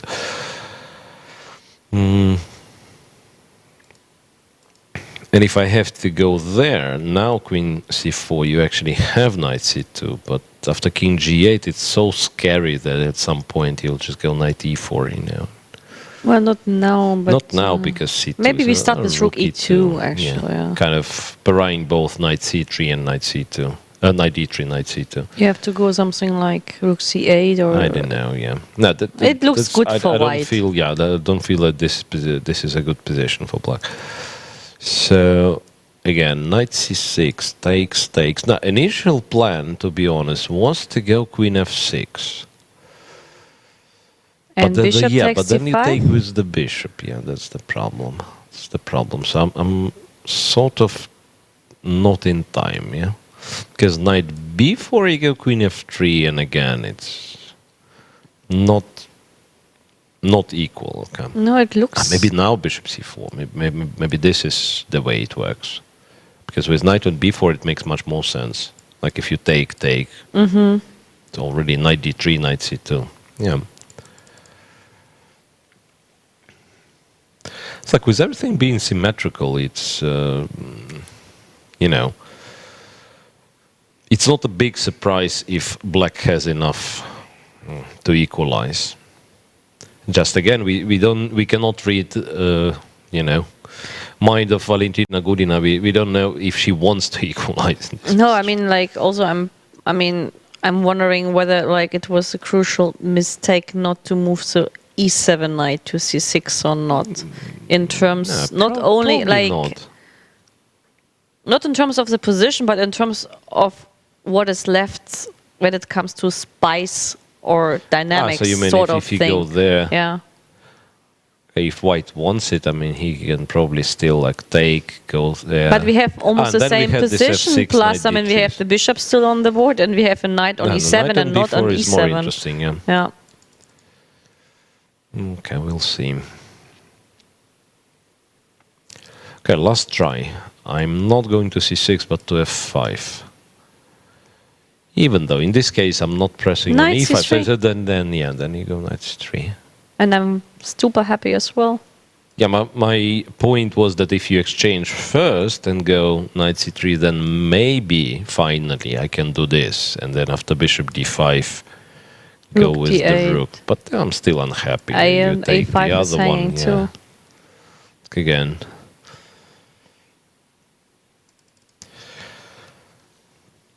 Knight c6 Was played. right. So now we Take on expect g7, bishop g7 knight and c3. knight c3. Maybe queen and f6. Queen f6 we queen already had. f6 We was, yeah, doesn't bishop work. takes d5 was not was something we didn't like. Knight before maybe. Maybe still knight before, like with tempo down, but or it's not a tempo down. It's actually fine, yeah. Yeah, queen f3, bishop c4. That's what we said. Maybe then it's a strange position, however, where at some point it might turn out to be hard to make moves for both sides. Or do I really need this one? No. Then queen d2 first. Even rook e5 is interesting, no? I mean, Could be. just to see what you're doing. Yeah, because knight d3 you take with the queen, actually. Yeah, that's what I mean. Black kind of have difficulties moving because queen has to guard both d5 and a5. Right? So I mean, for white, it's definitely easier to handle. sort of natural move would be queen d6, but then you have to worry about this one. Yeah. And bishop e2, attacking the queen, attacking the rook. There is queen a1. Yeah, as long as everything is under control by calculational point of view. I mean, I like white's position for the fact that I know that black doesn't like her position in case of style and dynamics, especially because of that. Okay, and two other games. Let's not forget we have two more games. I'm really surprised with Kosteniuk's decision. So last couple of moves that she made were I mean, bishop before we were already arguing a sort bit of about strange, this yeah. decision, A3, but yeah. there was at least knight a5.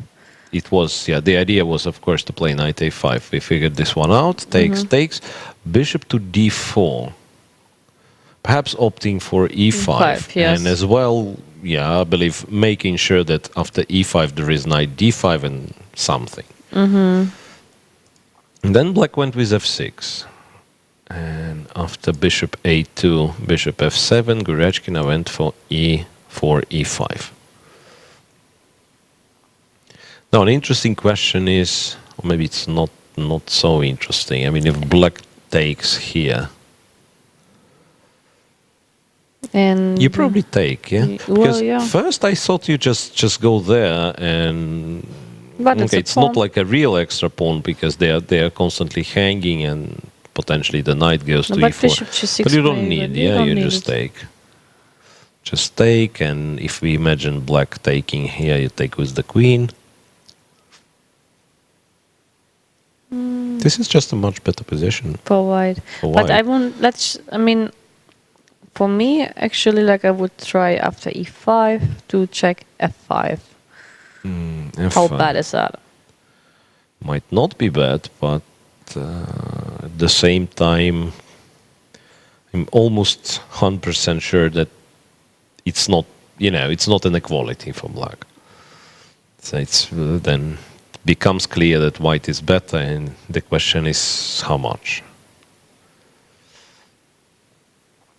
Not sure how do I do it. Okay, I mean, let's say in a straightforward way. So I go there, I assume bishop b6, yeah, queen e3. As I takes, and then without, say, further calculations, like I have everything it on the looks open very files, strange. more space in potential bishop's endgame, like black has the weakness. And actually, another question: like when bishop d4 happened on the board, is it maybe now the moment to consider bishop takes c3 and e5? Because also like a pair of knights. Why do you want to get rid of this bishop? No, I don't want to get rid of the bishop, but I don't like the alternative of playing f6 either or allowing e5. But here at least one pair of knights is e5. I'm not sure if it's so terrible. it's not terrible, Honestly, but at least I'm my not sure. pieces are. And if I do this, for instance, maybe you go e5 at once. Maybe that's the point. Because if you take go e5, then I think this is fine. acceptable. Yeah, because whenever knight e4 played, I'm You can taking it and you're fine.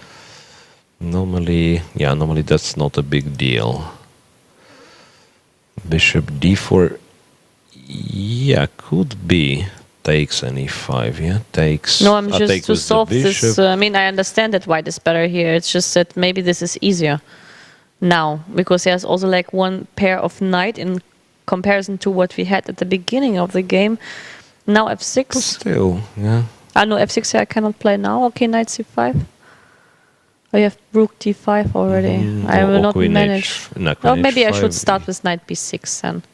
Knight b6, then I'm definitely playing queen h5. And I will not manage to consolidate. Yeah, okay, then It's like it depends, yeah, but again, it's not that you can say it's an easy position to play.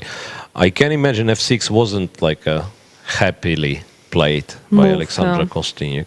But then that means on a very short distance from the position that looked like, okay, equal, more or less, and then in 5 moves, you already have to take decisions like, okay, 7 moves, have to take decisions like f6 and then, yeah, bishop f7 after e5. It's really, really unpleasant.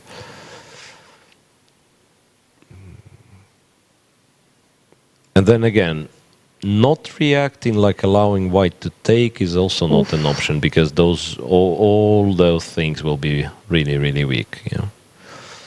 So Alexandra takes. I assume bishop takes will be played.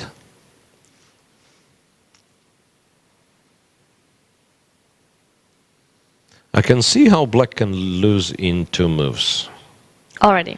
Takes, go bishop c7, knight d5 resigns. Because you cannot take. And if you play c7 queen, is queen d7 doesn't. c7. Queen d7? Knight c7. Anyway, knight c7. Knight c7. Rook c7. Rook c7. Yeah. Whatever. Yeah.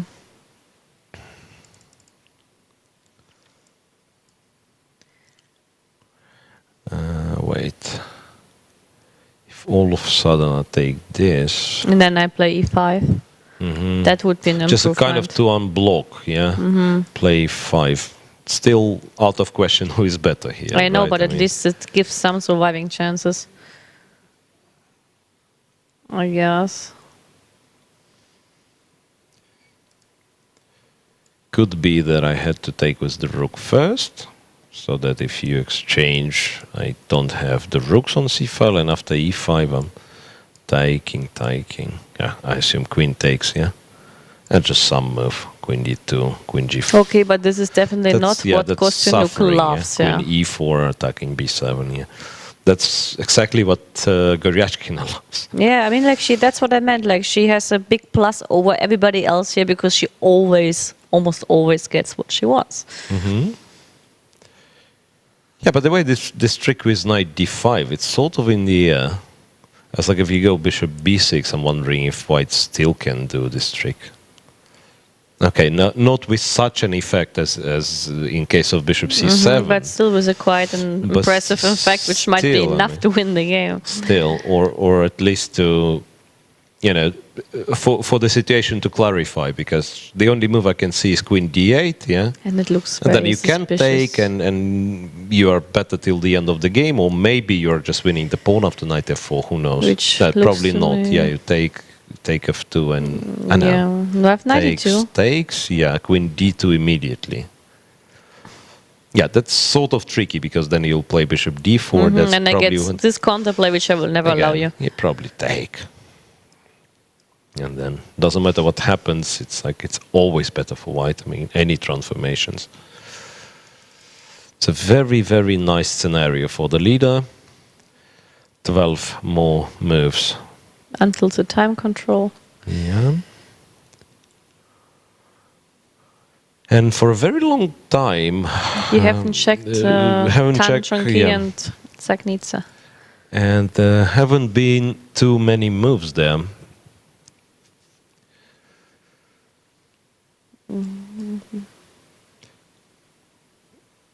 And still, honestly, the queen sacrifice, even though it's say we agreed on this one being like best practical decision, right? I believe it should not work under known circumstances, but at the same time, Tanjongi is precisely the right person against whom it might work, because she lost 3 in a row, so she's definitely not that confident, right? Rook d1, knight e4 was played. And after Queen c1, Zagnitsa goes rook e8 to d8. With a threat of taking on c3 and taking on h2 and win back. Yeah, it's like the point is that if you take on c4, yeah.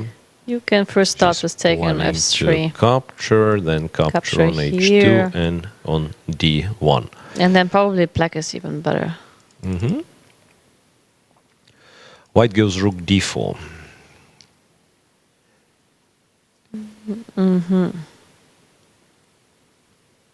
Yeah, if she gets the c4 pawn. Yeah, but I mean, can I win an exchange? I know I cannot win the exchange because I was thinking you take on c3, you take on f3, and you play bishop e5, but it's a check. Yeah, it's like your rook had to be somewhere else, yeah, because bishop e5, it's just rook d8 with the check, which is very important.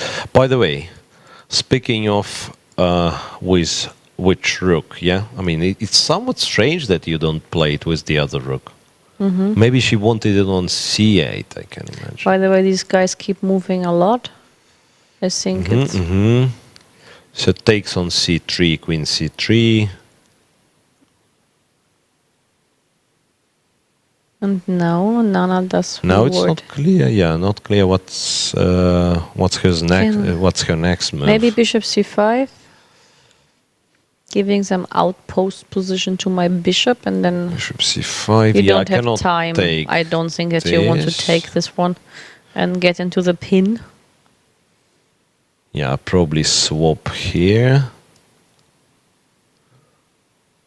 And then I have to play some move like, I don't know, h3 doesn't really 94 maybe, doesn't really help much. But 94 might not be enough to win if I take and play bishop d5. No, maybe it's probably still... should be, right? I mean, first of all, you can try bishop d5 without a capture, right? I mean, I'm not sure what's just 94 would worry me most. Like, I mean, my first impression was the same, like black takes, goes bishop d5, and then he's solid. But maybe there is still enough. I mean, like I play f3, king f2, just to hold this line. maybe preferable get my king to c3 and then move cruise with my queen around. A7 is potentially a weakness, right? So really you have to take care of the passed pawn first, like block it and then free the queen. And But the question is like how you want to block it with the king. You will never manage, because the moment basically you have the king on d2, I will have my rook on c8 and prevent you from queen blockings unless you take into account to allow me c3. Which you have to, I will. That's fine. No, I mean, again, it's like, in theory, it all sounds logical and everything, but I'm not sure what black will be doing next moves. So just put rook on c8 and wait. Could be. Could be. That's a very sharp game, but if it happens to be something like that we just discussed, queen versus rook and bishop, it might be the longest game of the round, actually. Yeah. Because you, usually need really a lot of moves to figure out how to break the fortress.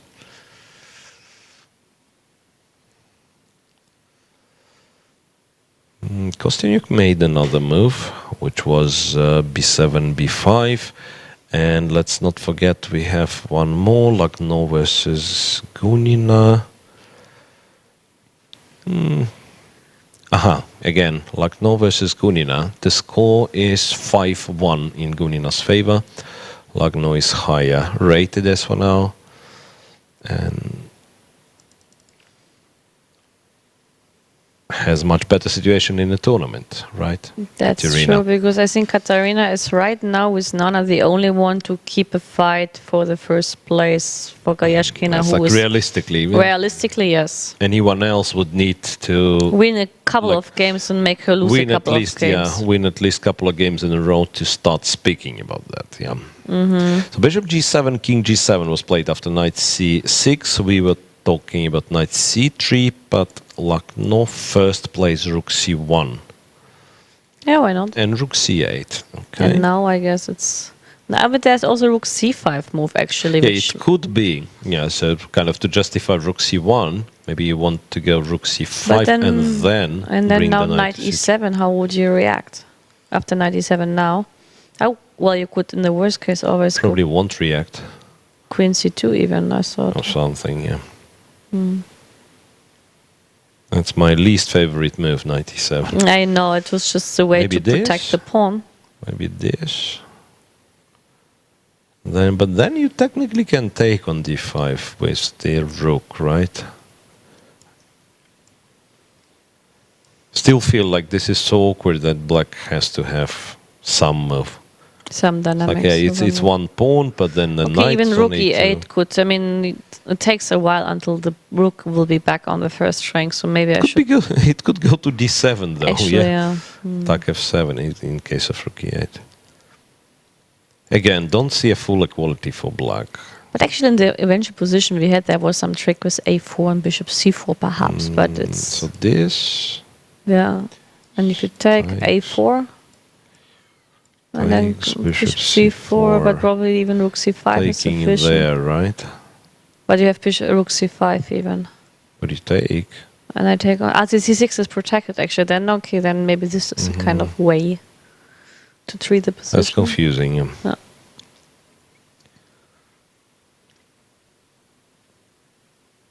Again, feeling is that black should be fine, but maybe...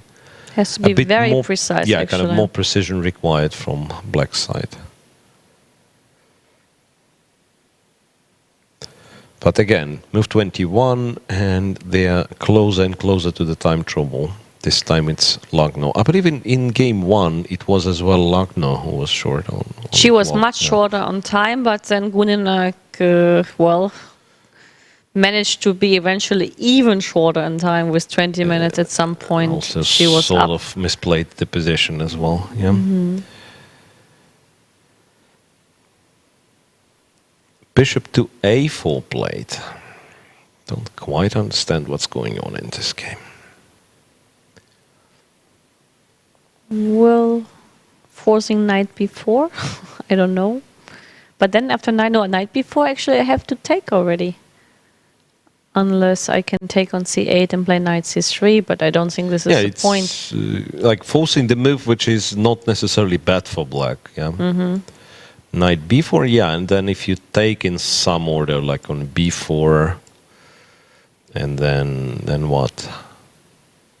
I mean, this is... Looks fairly solid for black. Yeah, queen d6, and like everything's protected. It's hard to imagine black having any real difficulties.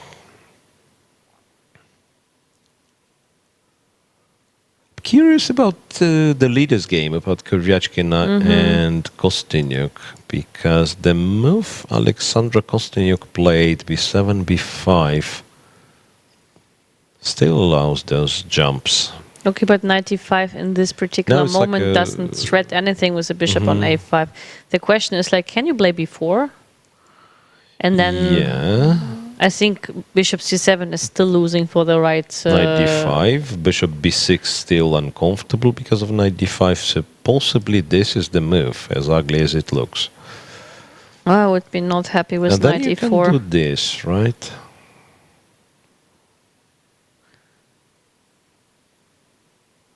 Maybe takes and no. Maybe bishop c7 right maybe away. a5, yeah. Oh, okay. But this gives you, some... you have the point as well. Yes, so there is bishop c7, at and least queen driving the c5, queen but somewhere. okay, maybe this you can hold. Even this one, yeah. Hold the endgame, you mean? Yeah, I take, and then a5. I have e6. That's a pawn, yeah. It's like you might be holding this one, but again, against Goryachkina, the practice has shown that she's winning even like drawish endgames. So again, very smart choice in the opening.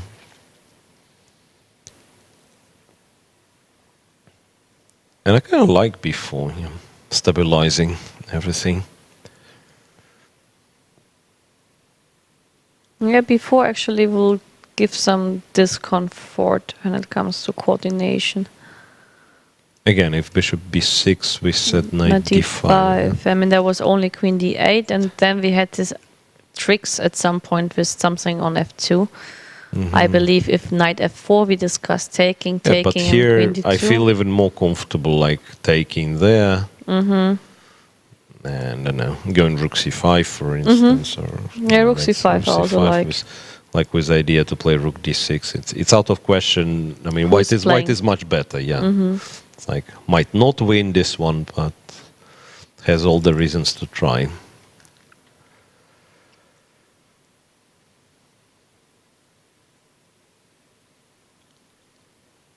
It's like one of those awkward moments when we are halfway on to the time trouble. Positions are already defined, but yeah, our players still spend a lot of time. So maybe we can look if the chat will give us something to talk about. Well, I'm not sure that there were some questions. No, not necessarily questions, remarks, suggestions. We are open to anything chat says.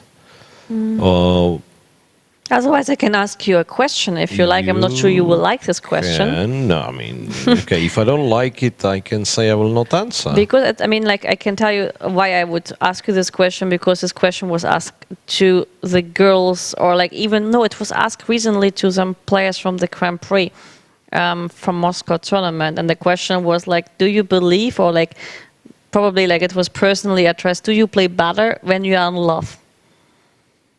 I mean, does it affect your chess positively when you are in love and you're like freshly in love or not? I think these questions were asked in the men's Grand Prix to Goryachkina and to other players. Yeah, they were asked that.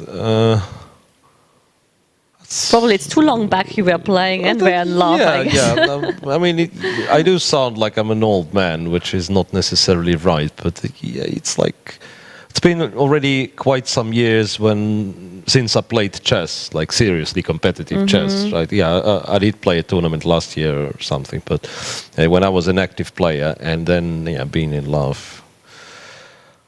So the answer is you don't know. Hard to say. I don't remember. I did play chess when I was in love. Yeah, No, in my case, it loses. It's really like destroys my concentration, especially when this person with whom I'm in love is exactly in the same tournament. For me, it would be for sure negative.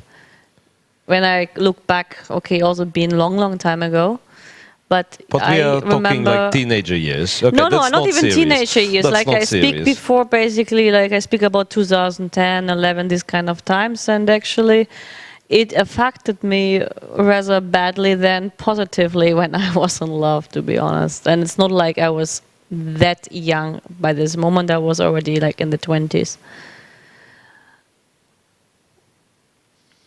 So that's a dangerous subject. But I mean, the other subject, by the way, about this is like once you marry, they claim that you lose 50 rating points to a lot of guys. That's a really silly claim. I mean, I don't know where it comes from. And I even someone named this, said that this is Halifman rule for some mysterious reason. And Alexander Halifman told me himself that this is ridiculous. I've never claimed that. And this doesn't work. Actually, now we have a question, not a question, but we shall explain what changed, like comparing our nowadays technology and having the help of the engines, like when going back a couple of years or even more than that in the role of the second. I mean, you are like a second now of, let's say, someone. Okay. And now you have like the engines, and let's imagine you had been a second of someone 15 years ago or 20 years ago when there was no Houdini and Stockfish. I mean, how does it change? Computers, yeah, basically no computers. What is changing, I think, for the job of the second or the coach in this particular way? Because probably you had been coaching someone already like back 15 years, I suppose, or 15 years. What year it was? 2004. There were already computers around. 2004. But I don't think much has changed, honestly. I mean, process-wise, it did, but yeah, I mean, it's non-related at first glance, but at the same time it is related. The story goes about Ukrainian grandmaster Gennady Kuzmin, who is now in his 70s, I believe. And he was, I mean, he told this story. Okay, if I'm not mistaken, it was about him. Yeah, it's like he was invited to some training camp with Karpov. He's getting an invitation. He's young, talented grandmaster, so he goes to Moscow with a train. Arrives to Moscow, he's picked up by one of Karpov's coaches, put in a hotel room, and he's getting every day he's getting like a variation. And okay, Gennady, please look at this one. Then write down what you could find, and yeah. So, and when is Karpov coming? Yeah, well, he'll show up in a day or two. He's busy with something, and that would go for 10 days. Same person in the morning would come, give him a task for a day job, right? And Karpov would never show up. So the last day he arrives, they shake hands, they play a couple of blitz games, and that would be called training camp with Karpov. Well, so nowadays it's honestly very similar. Because yes, you have your seconds working. You work for someone. Oh yeah, from seconds perspective, you work for someone, but that means you are getting questions and you analyze it with computer yourself. I mean, it's not like, it's very rare that people. Yeah, then you show to your sportsman who's supposed to play it, and he might ask you questions like, he might I don't really believe in this direction or this direction. Or he gives you like suggestions what you should work on. But for me, the most funny part was like when I heard that during the match of Carlsen against Caruana, all the seconds of Carlsen were staged, I think, in Thailand in order to work in that time when Carlsen was sleeping, and basically sleep in the time when Carlsen was playing. Oh, that's brilliant. That's brilliant. It was when I was like very happy like when I heard that, because for me it was seeming quite logical in some way. Yeah, that's great, because usually if you're a second at the tournament, you don't sleep. I mean, as simple as that. You don't sleep. But that's why, I mean, it's a brilliant idea to make second sleep when the guy, I mean, like in this case, it was Carlsen, and Carlsen was actually sleeping. Another question is like actually which was asked why women are around 2,500 rating, probably referring why men on the other hand are around 2,700 or more rating when we speak about the top 20 or top 100. Because of Statistics? discrimination, I wanted to say. Discrimination. Well, I'm not even sure about discrimination in this way because I mean this is like No, I'm obviously sarcasm. kidding. The ratings are the same, and then those are the figures. No, I believe, that because I think I told you this before, that men have the ability to focus on only one thing and women cannot. They have always other things in their head. I mean, they will be not able to lock themselves in a room for like 10 hours and focusing on just one thing. I mean, can tell you why I think so. When I was very young with my brother, I mean, he's 2 years older than me, we came home from school, my brother went straight to the computer and played some kind of Axis and Alias or whatever kind of strategy game for like 5-6 hours, and I don't remember he would even go to toilet or something. He would stay there and stick to this game, and just for me imagining I would stick to myself 5-6 hours on one thing, it's impossible. It's just impossible. It's impossible just by, I think, the nature of a woman or of a girl to do that. And I believe this is one indication why women maybe be weaker than men, because we are not able to focus on a very long period on just one thing, and guys can devote themselves for that. So I believe that training is more efficient in young. The training is more efficient in young age, actually. Yeah, that's one thing. Besides, of course, that the statistics says like, okay, there is 10 chess guys for one girl, like by statistics, something like that. 10% of women. The figures, but yeah, it's like the sample size for, let's say, girls starting playing chess at like tender age, and then guys, yeah, it's many more boys, of course. Then I have a question about this position. I'm sorry, my questions are always boring. What's going on there? Because, yeah, I mean, when I've seen this, allowing a check on first rank, I would not even consider that in a lifetime unless I'm 100% sure. Apparently she is, because now it's kind of good feeling when you are threatening mate in one. You know, black will not be able to kind of make a developing move or anything. Okay, G6. So G6, and then she apparently has calculated that she's coming with the king. So king F1, rook A D8, king E2. But honestly, would you play like that? Depends. I mean, if I would have enough time, if Bishop C8, the idea Bishop of F5, stuff like that. Bishop C8 is like what I would start now to calculate. She played rook B1. Black when with rook B1, yeah, Bishop C8. I would probably take, right? Okay. Could be. Okay, actually I like Nana's move probably even more because it's more straightforward. Rook B1, but wants to take? Or? First of all, I have the option to take, because maybe the idea of white could be to take on C4 and even at some point sacrifice the rook C5, on take on C5 and get the dynamics out. All right, rook B1, you are threatening Bishop B4, as simple as that. Yeah. I mean, so I cannot allow myself like any A4 nonsense or something, because just go Bishop B4 and straightforward win. But honestly, to say, like, I would not consider to play like this just by intuition, not even... Queen C2, okay, but then I assume we take on B5. At least, yeah, unless there is something better. But probably there is not anything better. It's already played. Rook takes B5. Takes B5, yeah, and then this bishop might join from A6. Actually, like looking at this position just without like deep thoughts, I would prefer already playing like, with black. Yeah, unless there's a perpetual check after rook takes G6, which I don't know, which could be the case, however.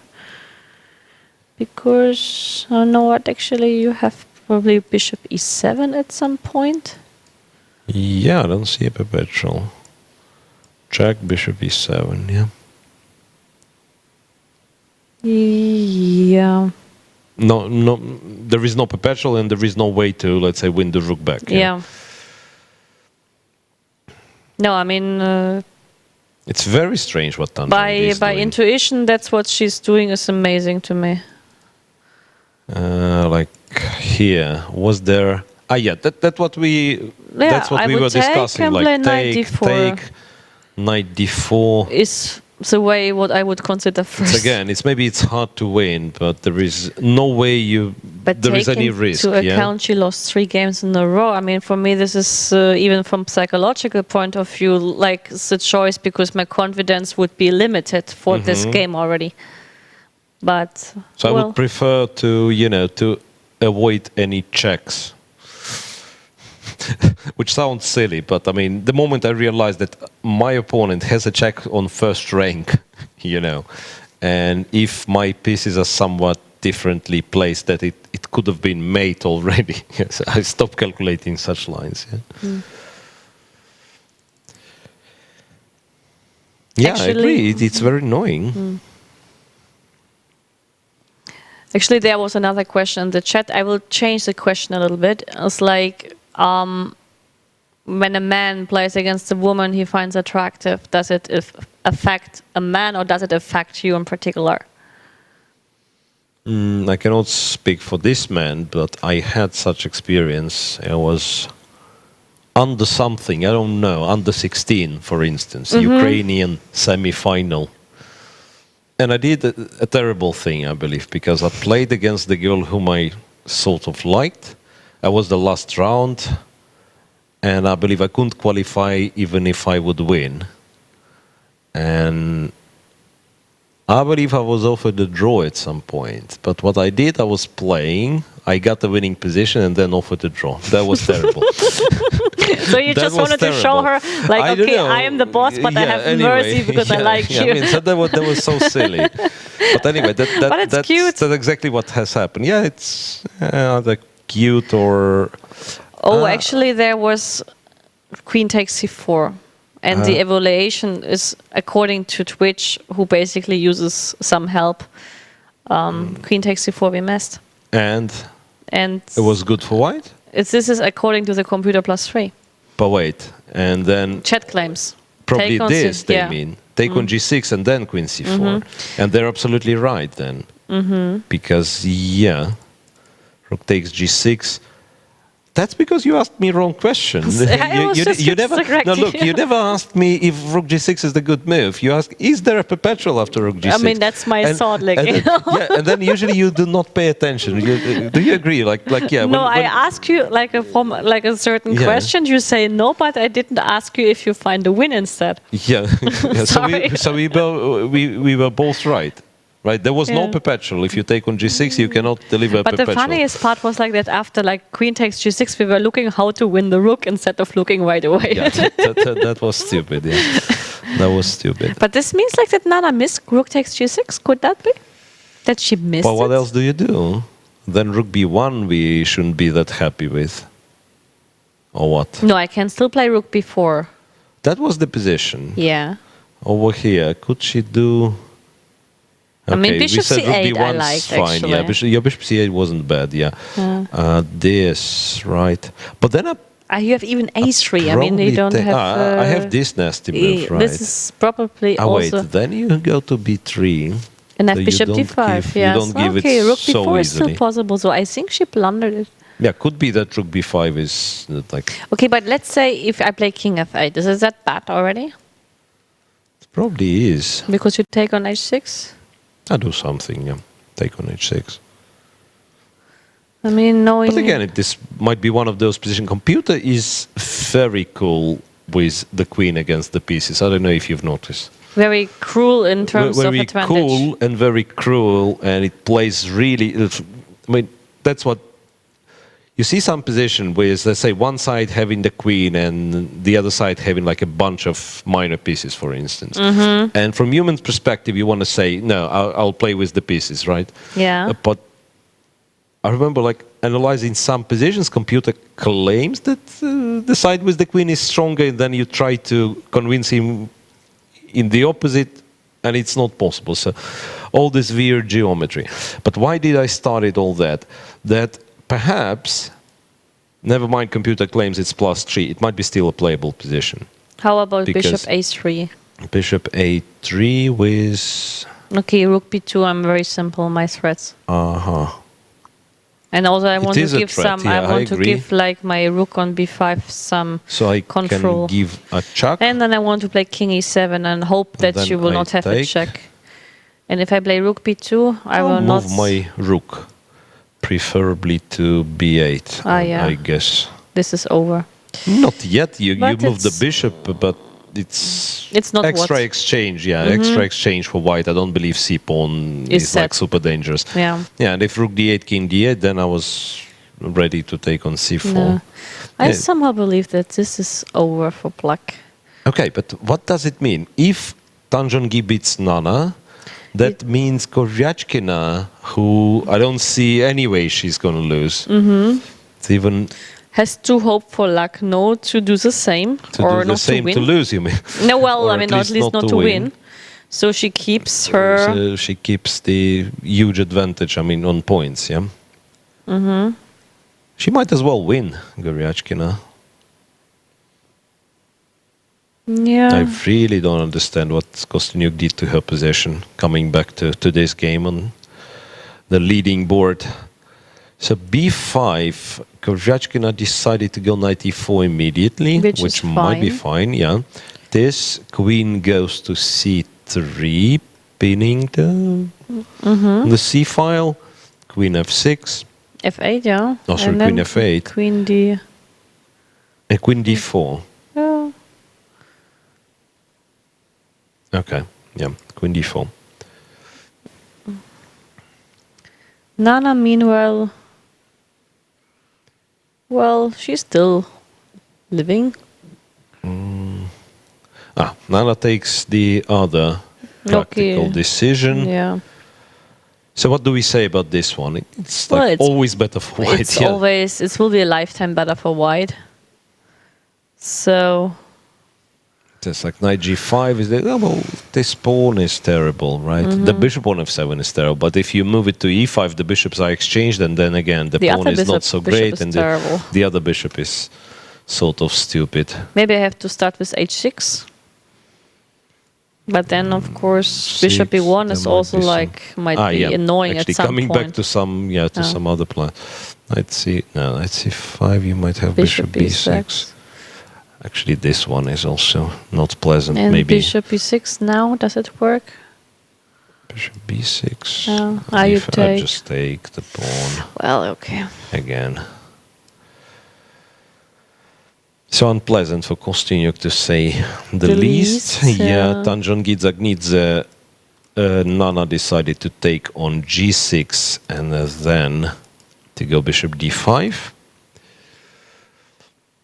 I take on a2, I guess. Has to, right? I mean, if she doesn't, then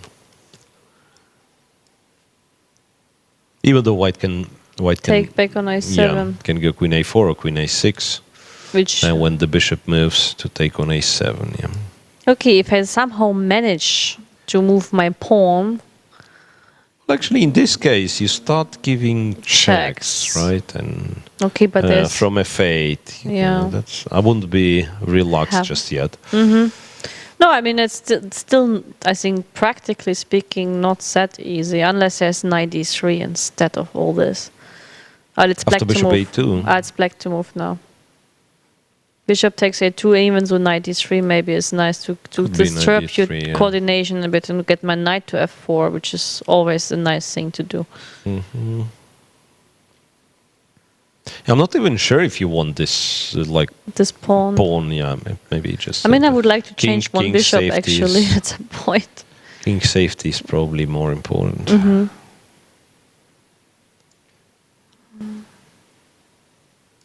Yeah, it's like again queen a4. You move, but whenever white takes, there is bishop c4, right? Yeah. But here it's not clear where the bishop is going, because after bishop f7 it's knight e5. Yeah, I really like the inclusion of knight d3.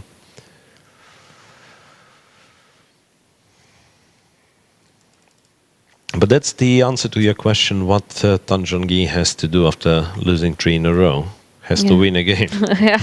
Good. That makes you feel better, usually.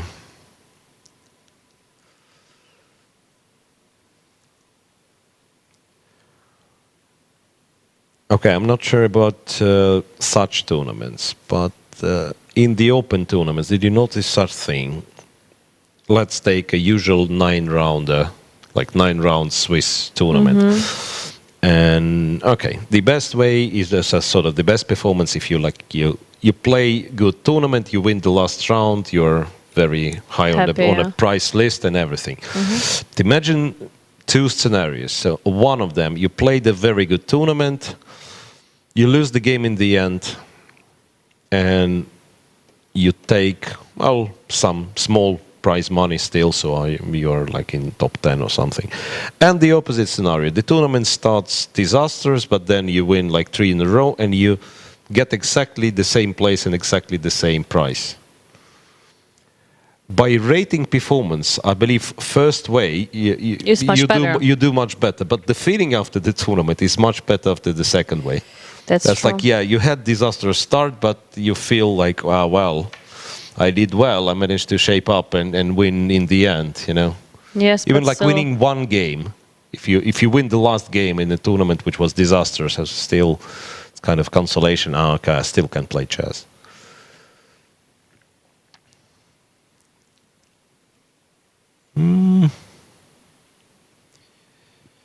Not sure which game we... well, Lucknow Gunina, by the way, we haven't checked for quite a while. Last time we've seen it, it was here, bishop a4, and Gunina went for queen f6, allowing bishop c6, and rook c6, queen d2, rook to b8, knight c3, rook bb4, and rook a1. I would even say that I would probably, I don't know what I would prefer, but how to say? Draw, yeah? Or that could be the reason why I don't know what I prefer. Maybe it's not possible to have such outcome in the game of Gunina, but rook a1. I mean, I believe I see a drawish line if black wants it once again. It's like very, queen b6? very like, yeah, queen b6, and if you knight take on d5, I take on d4. Right? Queen d4, you have to similarly have to trade on d4, and you cannot take on a5, so you have to move the horse. And there should be a draw. If black wants to be somewhat tricky, he can go there. Yeah. Allowing white to take on a5. And mate on f1 and being very happy, winning Gunina style. I mean, I even like this move knight d1 here just to show the same. Knight d1. I mean, knight e3 is a nice square for the knight indeed, but unfortunately it doesn't work. Yeah, because of this. Yeah, so rook a5 is not possible. But yeah, if white plays something like h3, still a draw is most likely inevitable. Yeah. You take, white trades, takes on a5. Bishop c4, this should be the way for white to exchange the remaining pair of pawns on the queen side. No, this game is probably the most clear to us when it comes to results. The most calm, yeah, strangely enough. Which is strange when you think Gunina is involved. But maybe she'll find something to make. I mean, as much I believe that she's, to me, is the greatest magician on the earth, if she proves to find some tactical tricks in this position, I think I will fall on my knees for that. You have to prepare for that, yeah, because she might.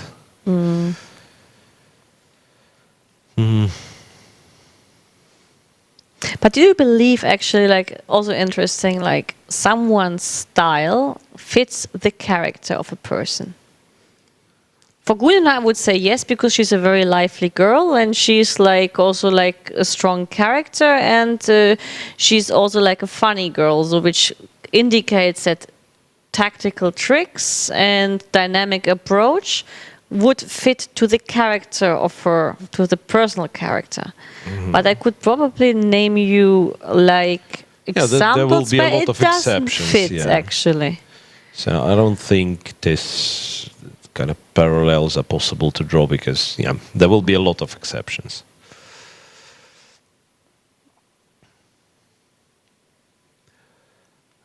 there will be a lot of exceptions. And again, you have a lot of players where it's really hard to say what kind of style they have, right?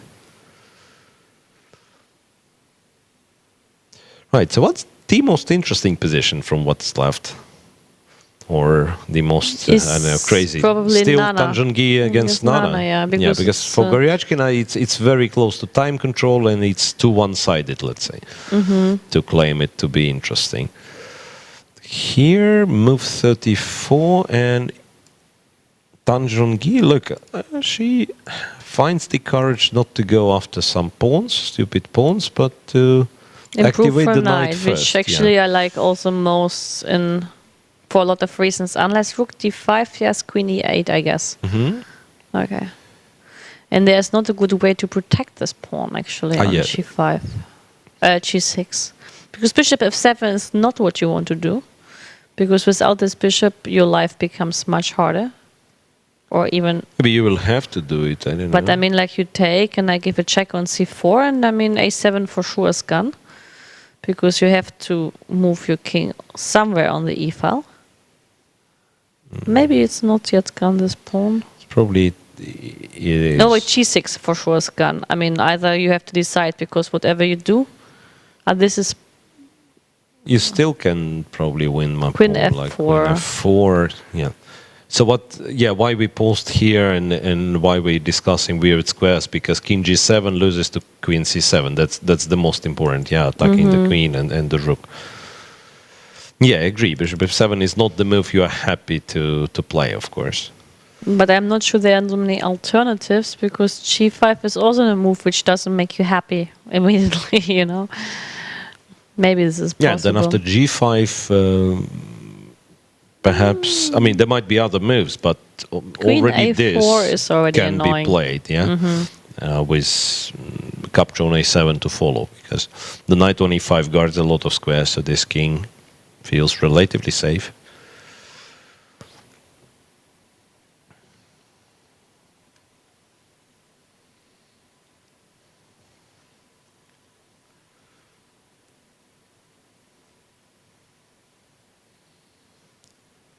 So wait, if everything finishes like we think it's going to finish, Lagno makes a draw. Here, Tanjangi most likely is going to win. And then I will not be surprised if Goryachkina wins again. And actually, if Goryachkina wins and Lagno doesn't win... Be 2 points.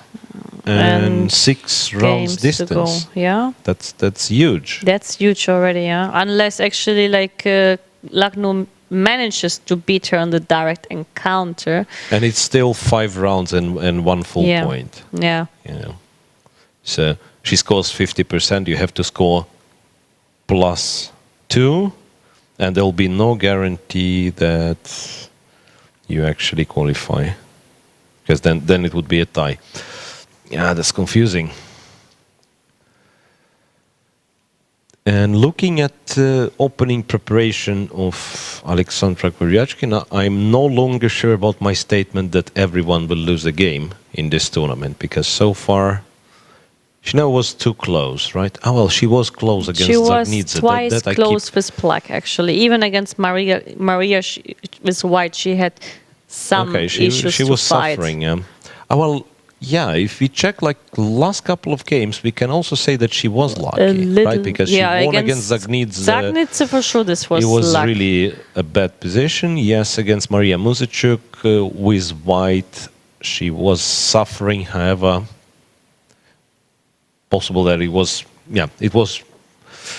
she held it. I mean, she held it in quite convincing manner in the end. And since we speak of Alexandra Goryachkina and Alexandra Kosteniuk, let's see what is on the board for those two girls. Well, Queen c3, Queen f8. Well, a lot of maneuvering here and here. Then some of like h6, which had to be played, I think, at some point. Stopping the g5. Okay. Take. Takes, and knight to c5. which should probably win a pawn. Bishop b6. Bishop b6. So the played question for by- me is like, can I play bishop takes e6? Of course. Or is... Don't even see why you're okay, I take on why c5. you're asking. Probably. I take on f7, I guess. Yeah, you probably take on f7, king f7. And then I can play queen b3 check, maybe even first, to not allow you to get king g8 back. Could be. But I can also go back on g6, h7. I mean, I was honestly was Yeah. already happy enough with rook c5 because it's either you're spending time going back with the king, where I have extra pawn and much more active pieces, right? Or this king will run into some checks.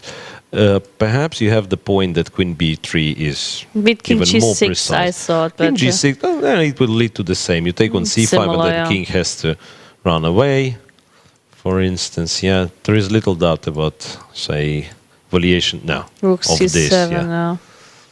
It's like 1 out of 10 games black survives, yeah. I guess. 1 out of 10 games black survives, but not much more often.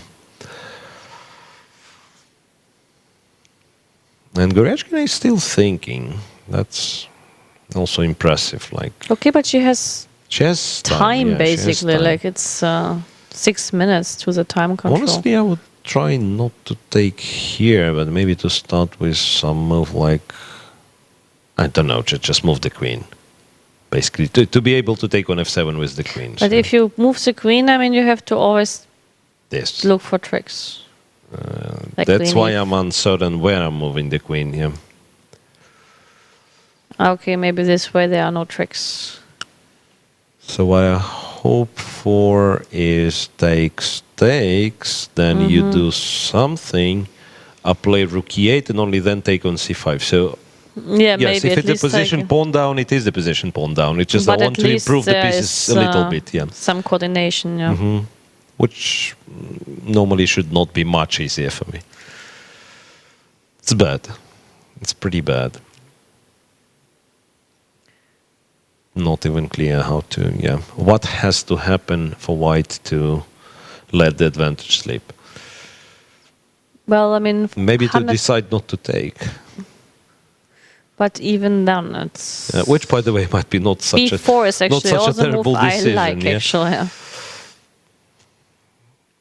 Yeah, so one Alexandra, we can say, has totally outplayed the other. Don't quite remember what the score is between. Yeah, I believe they've shown us today, but I didn't pay attention. What's the I score think between Goryachkina and Kosteniuk? Kosteniuk was ahead, and we believe this was related to the age. Ah, to the younger age. Yeah. Well, yeah, but 0-3. So if Goryachkina wins, this will be a first victory, at least in the classical chess. That's impressive. Yeah. So 0-3 with 4 draws. Yeah, just like one of these, I believe I witnessed 2 superfinals with when both superfinals where Alexandra Goryachkina won. Superfinals, Russian superfinals, obviously, yeah, the Russian national championships. But if I'm not mistaken, Kosteniuk only played once. The Russian And- super final. Yeah, no, one out of those 2 times when Goryachkina won. Kosteniuk only played once. The other one, she was somewhere. I tell like taking. in 1 year she was deciding together with Lucknow to skip the super final but to play the World Mind Games in China, and it was like a very difficult decision because Gunina and Goryachkina, no, Goryachkina was not qualified, but Gunina decided to go for the Russian super final instead. Wait a sec. Is it really happening? Bishop e6, Bishop e6, Queen e6. This looks dangerous. Maybe she's right. King h8. Kosteniuk, yeah. At least to keep some tension in the position. Because if knight b7, then there is this trick of bishop takes Bishop f2. takes f2. And if there's knight d7, Knight d7, there's is. bishop d4, But and still it yeah, looks it's like fine. I'm honestly not inclined to let this bishop breathe. I'm really looking at c5 here, at b4. I mean, to support the c5 knight.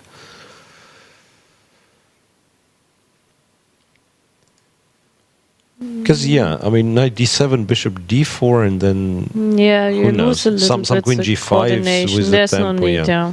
or even the endgame. I mean, if you let the bishop escape and then some queen e8, who knows? Maybe it won't be that easy to win. Knight e4, I thought like keeping f2 protected, but again, the bishop becomes... The bishop is strong at least. It gives some so compensation. maybe that was a clever decision by Kosteniuk to take on e6, and then, just to keep the bishop on b6 but b4 alive. anyway makes sense. b4 makes sense. Because you don't want the bishop to be strong at all. And then, what does black do? Queen d2. Yeah, queen d2, we will have to go rook e1. Rook f8. But in b6 also has to be careful with b6. I mean, the bishop at some I point. still want to lift all the stuff. No. Well, lifting all the stuff, you'll give me a check and take on c5. No, it's not you so see? simple. True. Yeah, you see queen d2, trying to activate the pieces. Not easy.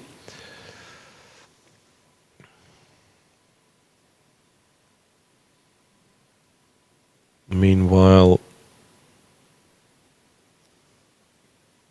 Lagno-Gunina, I don't quite understand what's happening. Did Lagno win a pawn? From what I can see, okay, it's Gunina to move. So, from what I can see, Gunina decided to give a pawn by playing bishop to b7. Not an obvious move. Rook a5, queen to b6, rook to c5. Oh, well, she gets back the pawn, no? After taking on b2? Yeah, but again, if you remember, we were talking about queen b6, queen d4, and how this one is like forced draw. Of course, this is not a good enough option. And bishop b7 and was playing for a win. Yeah, playing for a win with bishop being on b7. That's something that I would call over-optimistic. Pardon me. But I have known Gunina just always like that. Look, And you this take, approach sometimes go queen would a4. Sometimes it would work, but this particular case, I believe it's just very dangerous for black. Take on b2, white goes queen f4. You do not have the back rank threat because the rook opens, C1. Queen b1, rook or queen c1 for this matter, and then next move h4. Yeah. And white starts to create threats. And then otherwise I don't see what move to play, to be honest. Well, she has to take on b2. I mean, I the don't feeling think is like she has to take on b2 because otherwise it will be same thing, but we spawn on or maybe b2. queen f6 is an option too. But then there's knight e2 in the worst case. Queen f6. You're right. But then there's bishop a6, and then probably it's like very drawish again. I don't know. You want to take it with the rook, right? With something. Well, technically this is Okay, you have to calculate. possible, yeah. And my rook is hanging. This is possible. Yeah, the knight is hanging in the air. Yeah, the feeling is like maybe black is still doing fine somehow, gets the pawn but she back, makes a takes draw. on But b2. what's the whole point of it? She could make a draw and then, okay, queen e3 was played, which is more or less the same as queen f4, I believe. It's more or less stable. Same question, same squares, same squares available. For some reason, I thought you want queen f4 to support rook c7, but then maybe you give black an option of playing queen f6. So queen f3, that's super solid. The knight on c3 is protected a couple of times, and you just want to play h3, and But again, if any side has the reason, objective reason, that's our favorite word. That to should play be for white. something, it's that white. should be white in this position. Oh wow, Tanjongi against Zagnidze, another change, and very interesting one. Yeah, knight e5, rook to d5, and after queen e8, Nana decided to give away the rook for a knight, give a check on c4, and again, it shouldn't work, but I can imagine how difficult how is. scared you can be with white, especially. I mean, those pawns. Yeah, that's clear. Like 2 bishops, right? I mean, or You have let no me mark. checks. Yeah, like mark all the, and that's not a proper diagonal, right?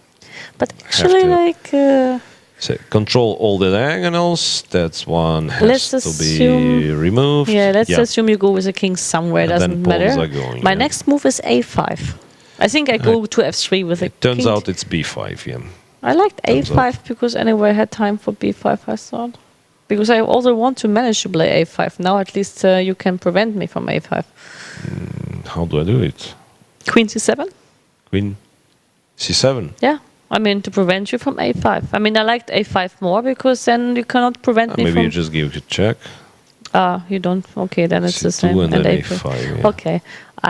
Yeah, those pawns I'm are rolling. silent, Yeah, the pawns are rolling. Queen e8 played by Tan. Okay. Now, You have to take a decision again. But I knew why I liked a5 more. Because now I had like bishop f7 and bishop c5 at least, if I play a5 here. honestly, again, as the pensioner, I would probably consider bishop f7 at first place. Well, okay, but a5? Bishop c5 is the next move. 5, you're unless this like okay. 2 pawns attack. Maybe she was kind of not happy Okay, about but that one. Even as my pawn gets to a2, if you take this one. That's what I thought. You just go bishop f7, queen b6, and you go a4, a3, a2, and who knows? And At then some we will point, talk. yeah. At some point, white might not, Be happy. Okay, you probably go there, and you go there. And after this... a2, queen b2, but still, that's like you might not win this one. Mm-hmm. Right. Anyway, that's a very interesting, Concept. end game. It would be better for Nana, if it wouldn't be move number 38, but 28 or something. Mm-hmm. G5. Okay, fine. Yeah. So she's still fighting.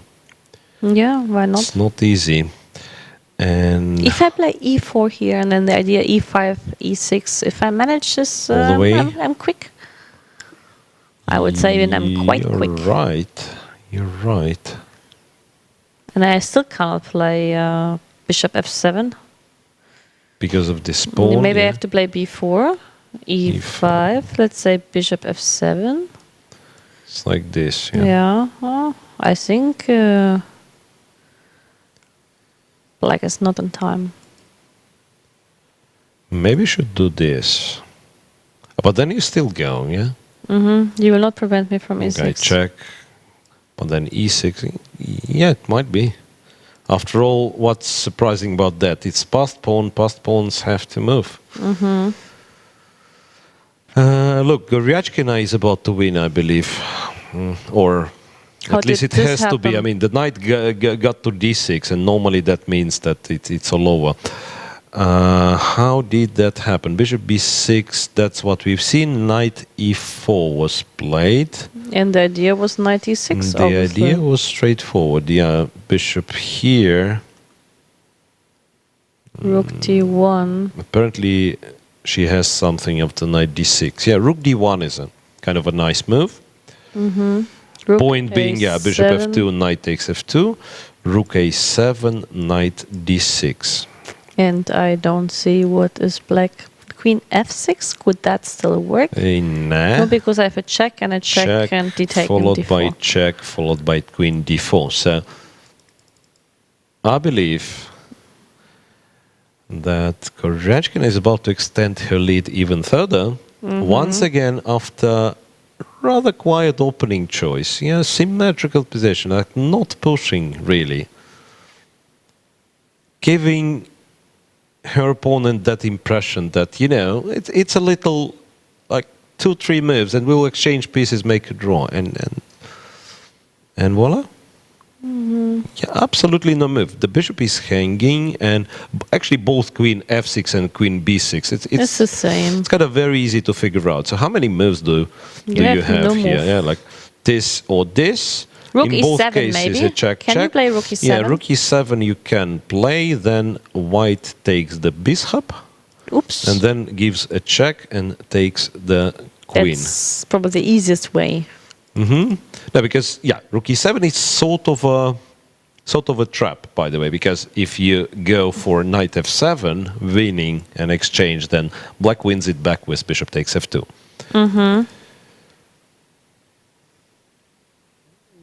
After Rook, is it the case that after Rook D1 there was no move? I mean, the thing is like to play Bishop Queen D4 B6, after all is like a move which is very committing because you can calculate of Rook D1 coming, and then if you don't have a response, it's not what you want. Oh yeah. So what Kosteniuk does, she takes on F2 with a check, but it's a piece up, right? That's not really serious, I suppose. Not at all. Bishop F2, King F2. It's like surviving till time control. That's the only objective, I believe.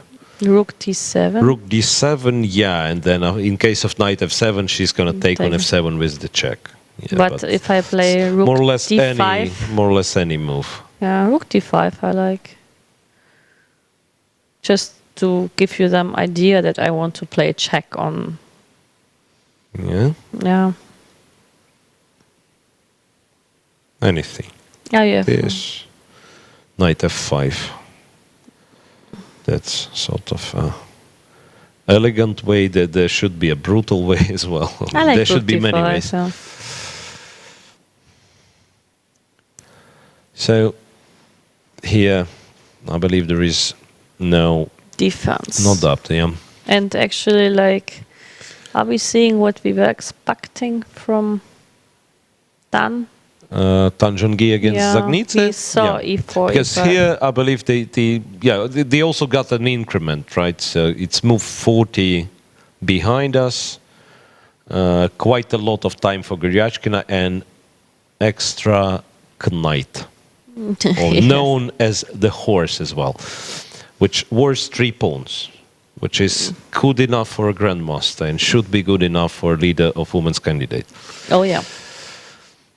So I believe this game is, well, effectively Over. over. Tanjongi Zagnidze reached the time control as well, and your plan of pushing the e-pawn forward was found and picked up by Tanjongi. So e5, a5, E5. sorry, e4, a5, e5, king g7. What does that mean? E6 was the plan, right? Yeah. I assume it's a check and king f6. Can this Queen be? F7. And then she goes there. Both bishops are protected. And you will not move your pawn. And you may lose it if you don't give. Yeah, you probably lose your pawn. It's just like you can probably collect those two. It will be a weird situation, I believe, so that you collect King one. F5, you don't collect yet that one. I will. You will. Most likely. But okay, Yeah, A4. just the thing is like, you start moving and at some point the number of pawns will not matter if this one reaches like A2. So it's still pretty tense, right? And is there like clear-cut solution if I give a check first? You go to G6 or no? Yeah, you go to G6. The key setup is this one, so that you give a check and then you go to Yes, and this you will not F6. prevent, I guess. And looks like I can't prevent that one. So the game goes on. The game goes on. Oh wait, unless e5 king g7, unless I'm in time to move my king somewhere to like F king e3 for instance, and then, or it's too slow. Then you give a check, I go there. This might work. Let me be honest, I made a unnecessary a4 move. So in the position that we have right now, what happens if I start with king e3? Thinking. I'm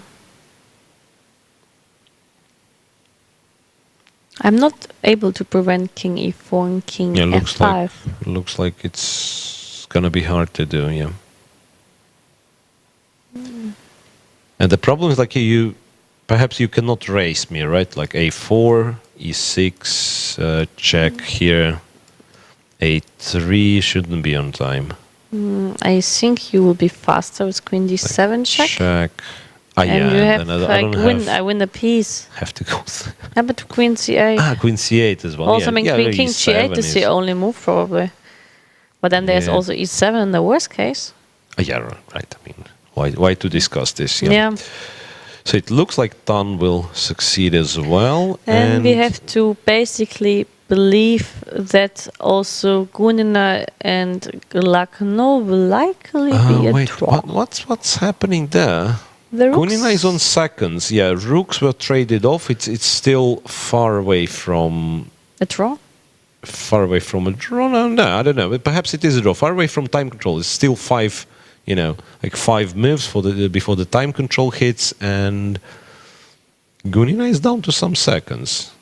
And But, obviously those time trouble moves are played like H5 and everything. But I don't see that Gunina is in troubles. I mean, I would probably prefer my bishop to be on e6, maybe. Mm-hmm. It's more stable there, but otherwise, I don't think you can cause some serious issues here. Yeah. Because I agree. you need a king for that, and the king cannot get active. The knight is too far away as well. Yeah, I agree. It's like hard to imagine anything happening. It's 5 more moves. Unless Valentina herself will start. I mean, like move like H5, it might be an indication of like wanting to go H4. And no, H4 was played by Lagno.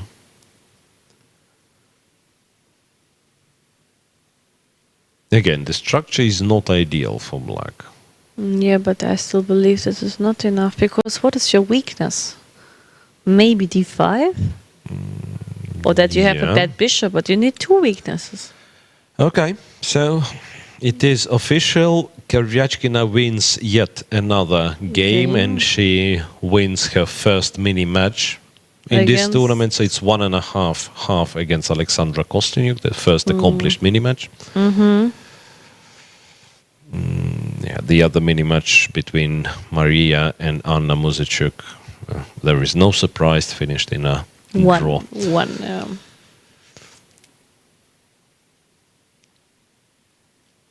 So we are left with 2 games. I'm wondering if Kosteniuk will accept a short interview. Well, definitely not in the studio, but yeah, sometimes.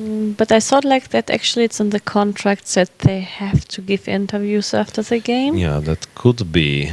Even so, I'm not sure this is discussable, I would say, especially for women, because I believe they are very emotional and they need some time to recollect themselves. But this is just my ample opinion. Not all of them. But okay, let's. Some of them actually. Yeah. She offered a draw because she said something. She said, did she say I mean, something? Lagno said something. Either she said something in Maybe a she different said something. Maybe she said a check because Gunina went king f8. But I don't think that she said a check. No, I'm Because, kidding. I mean- I'm kidding. You never Okay. say check. The thing is, like, I'm German and I believe everything you say. You shouldn't. We are very bad with humor, I would believe. That's the What problem. I wanted to say, yeah, Kosteniuk. I was told that both Kosteniuk and the Goryachkina will join the Russian stream. We have to get Goryachkina once. They got to, she Yeah. offered a draw. I agree. That's what Gunina said. Because there was no way she would continue playing this. Yeah. So a draw here, victory for Goryachkina, which means at least 2 points. At least 2 No, points. already 2 points. Yeah, already. Unless it cannot be more. Unless a Cannot be more. miracle happens in the game between You mean it's Nana like and Nana wins with Tanki. black? No, this is not happening. I Even think though she's very close to be. What to be happens lost. after Queen H8? I don't know. Do you remember when I told you today that there is a chance that we will finish the 2 days game before the second we might break? finish much earlier. We will have a second break, but before that, I was informed that actually Alexandra Kosteniuk will give a couple of remarks about what has happened. So sorry to interrupt, Yeah. but I don't want to keep the player who is obviously unhappy about the result.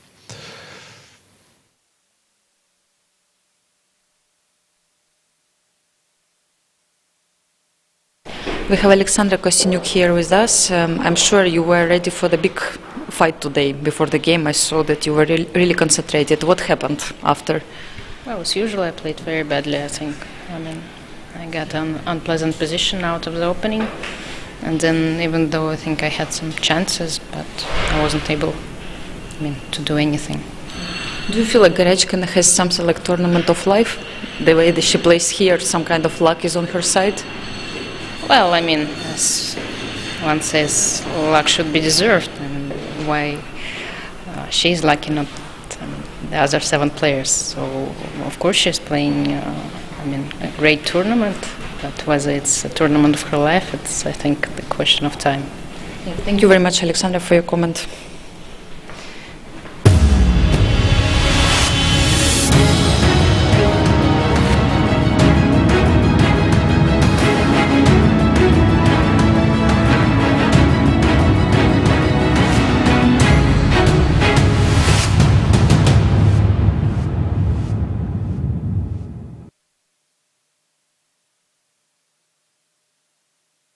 Because we still have one game in progress. We have Lagno and Gunina who has finished, and we have our breaks scheduled.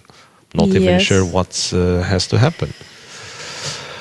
Let's take a look at this one, because if this game finishes like within next 5-10 moves, then it doesn't make any sense to go for a break. Yeah. So, and look, Tan Chun-gi, again, she plays very, very fast after the time control, which is amazing, because you have the winning position. It's clear there is something to calculate there. You've got extra half an hour. Well, but things probably at some point I discussed exactly that with Katerina Lagno. And she said it is connected to the Chinese league, because in the Chinese league there is no increment after move 40. And since they have 22 rounds in the Chinese league, with playing like a round robin with the teams with probably both colors. Yeah, so playing, basically. So, despite from FIDE events such as Olympiad and maybe some few tournaments just like Gibraltar, those Chinese girls probably even are more used. They're more used to 90 minutes till the end of the game. Yeah, they're more used to this time control, and for this reason, actually, they have problems to be used to spend time after move 40. And actually, also Katja Lagno claimed this is the same for Zhu Wenyun. That's what she said, because in the game between them, when Lagno won the first game with a different colored bishop ending in Khanty-Mansiysk, she claimed that Zhu Wenyun played it quite fast until the moment she was actually lost. Katja Lagno will give some explanation about her game against Valentina Gunina. I believe they will both do. Oh, the game of Nana finished. Yeah.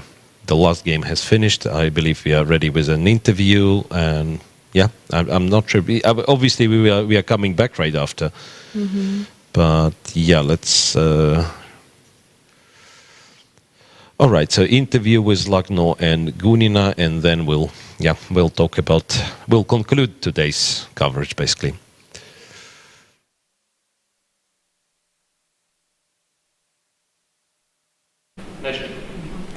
Katerina Lagno is here with us. The game finished in a draw after a long fight, as usually in every game in this tournament. So, Katerina, what will be your comment? Well, today it was not so long, and because of yesterday's game, it was a tough one and a long one. So I just decided to be safe today, and it was nothing really happened today.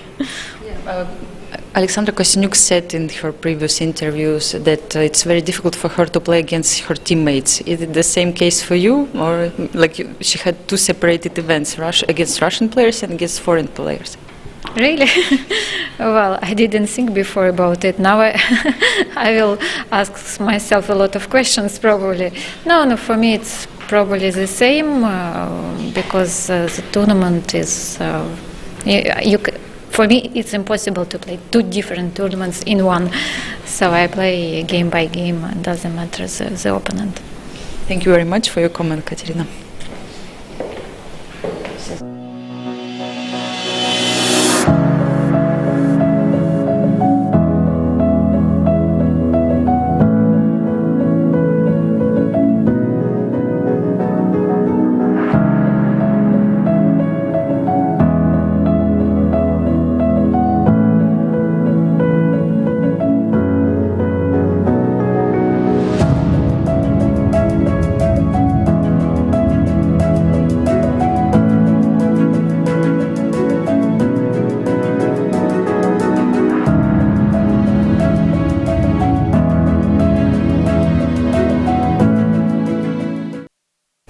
Valentina Gunina is here with me after the game against Katerina Lagnos. So what will be your comment of the game today? I prepared this, but I didn't see A4 immediately. I didn't like my preparation. I mean, that's my coach doing everything for me, but somehow I don't remember anything. And probably I mixed something, but I'm not sure. So I like my position, but just started to change. So. Yeah, there were so many exchanges that it just led to more or less equal position, right? How did you estimate it after? I like my position, but she just started to exchange it, and I was black, so. So you consider it as a good result? Yes, if you think about to lose or to make a draw, it's better to make a draw. Now that we are approaching, let's say, the second part of the tournament, are you thinking to take even more risks than usually, or you are trying to somehow stay calm? I think I'm going to die somehow because it's too long tournament. Usually it's over now, but now we just have half tournament and six rounds more, and I'm like, what I'm going to do? Probably to watch some horror movie again. Yeah. Okay, Valentina, we wish you all the best and please stay with us. Yes. Thank you.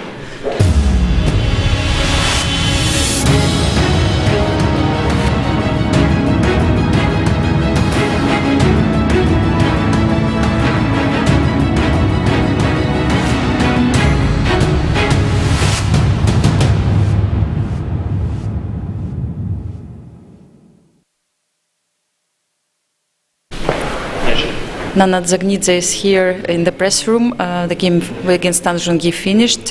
Nana, what will be your comment? What happened? Well, I missed so many things. First mistake which I've done, I think, was bishop f8.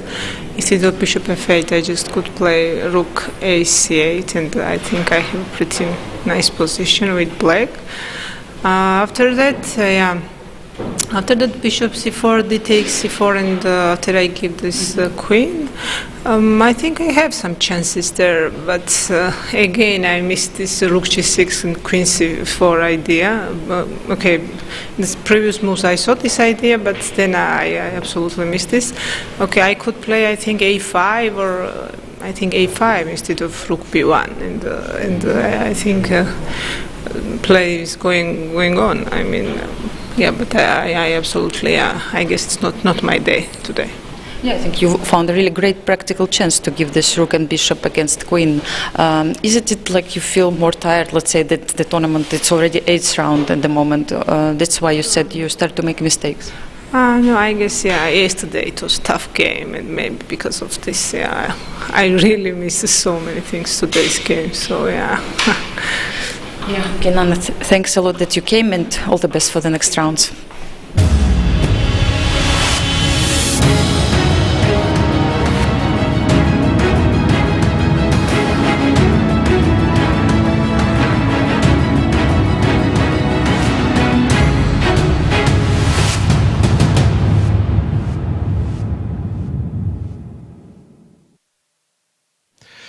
All right. So I'm a little bit disappointed that we don't have Tan Zhongyi. We cannot get her because we do not speak Chinese, Ellie. That's something to learn for the next broadcast. Well, I will leave this task to you. But also, I believe Goryachkina is yet not able for English, even so I believe she understands, because at some point I was talking to the other Russian colleagues and she was smiling, so she understands some English for sure. I'm not sure how good is her English herself when it comes to talking. I could, try to translate her, and I believe we will have to do it at some point because she keeps winning and winning, and she should come here. This is true. She should come here. I would even take the challenge in Russian. Okay, that's interesting. Anyway, so an easier day for us. Yes, it's a long tournament, so we do not mind when, the round finishes a little bit earlier, and as well, the round was not disappointing in terms of results, in terms of interesting ideas. So Goryachkina wins, and her lead is 2 points clear of the second place Katerina Lagno, and even more of the rest of the field. It's really incredible because Goryachkina is on +5 currently. There is Lagno on +1, and Zagnidze on 50%, and all the rest is on minus. Is in minus. So 5 players on minus. That's really, really incredible. Okay, so that's what we have. And the distance between, say, Gunina, Muzychuk, both Muzychuk, Stanjongi, and Goryachkina is 3 points, which you find problematic to compensate in 6 remaining rounds. Yes, right? I mean, it's really, really, unless a catastrophe happens and Goryachkina loses to everyone, literally. I believe still, if she happens to lose, let's say, in the next 2 games, at least one game, it breaks a little bit, not the confidence, but it breaks, let's say, the stability. You can tell me what you want, and it may irritate you slightly, but it's not severe, of course. It's same. It's like for yourself, and from some point for your opponents, it's like this aura of invincibility. I can do whatever I like, and you don't lose. But once you lose, you see that also she's vulnerable. She's going to lose the confidence, and her opponent's going to take understand. I can beat this girl. She's she's not unbreakable, let's say, when it comes to chess. Right, we are not unbreakable. We are getting tired. So, as I said, that was a really nice gesture from the players to give us a very short day in the office. Semi-free day. Yeah, but we do not mind to come back tomorrow for more chess around 9, so 3 p.m. local time, Kazan time, which is same as Moscow time. Please make sure to join us. And one more thing, the quiz winner will be announced nevertheless at 7 o'clock, not by us, but you will find probably all the information you need on FIDE, on Facebook, and probably also on other platforms. Yeah, well, we still didn't get the name of the quiz winner, but yes, it will be published everywhere, and if anything, we can announce it tomorrow. Indeed. Have a good night, everybody, and see you tomorrow.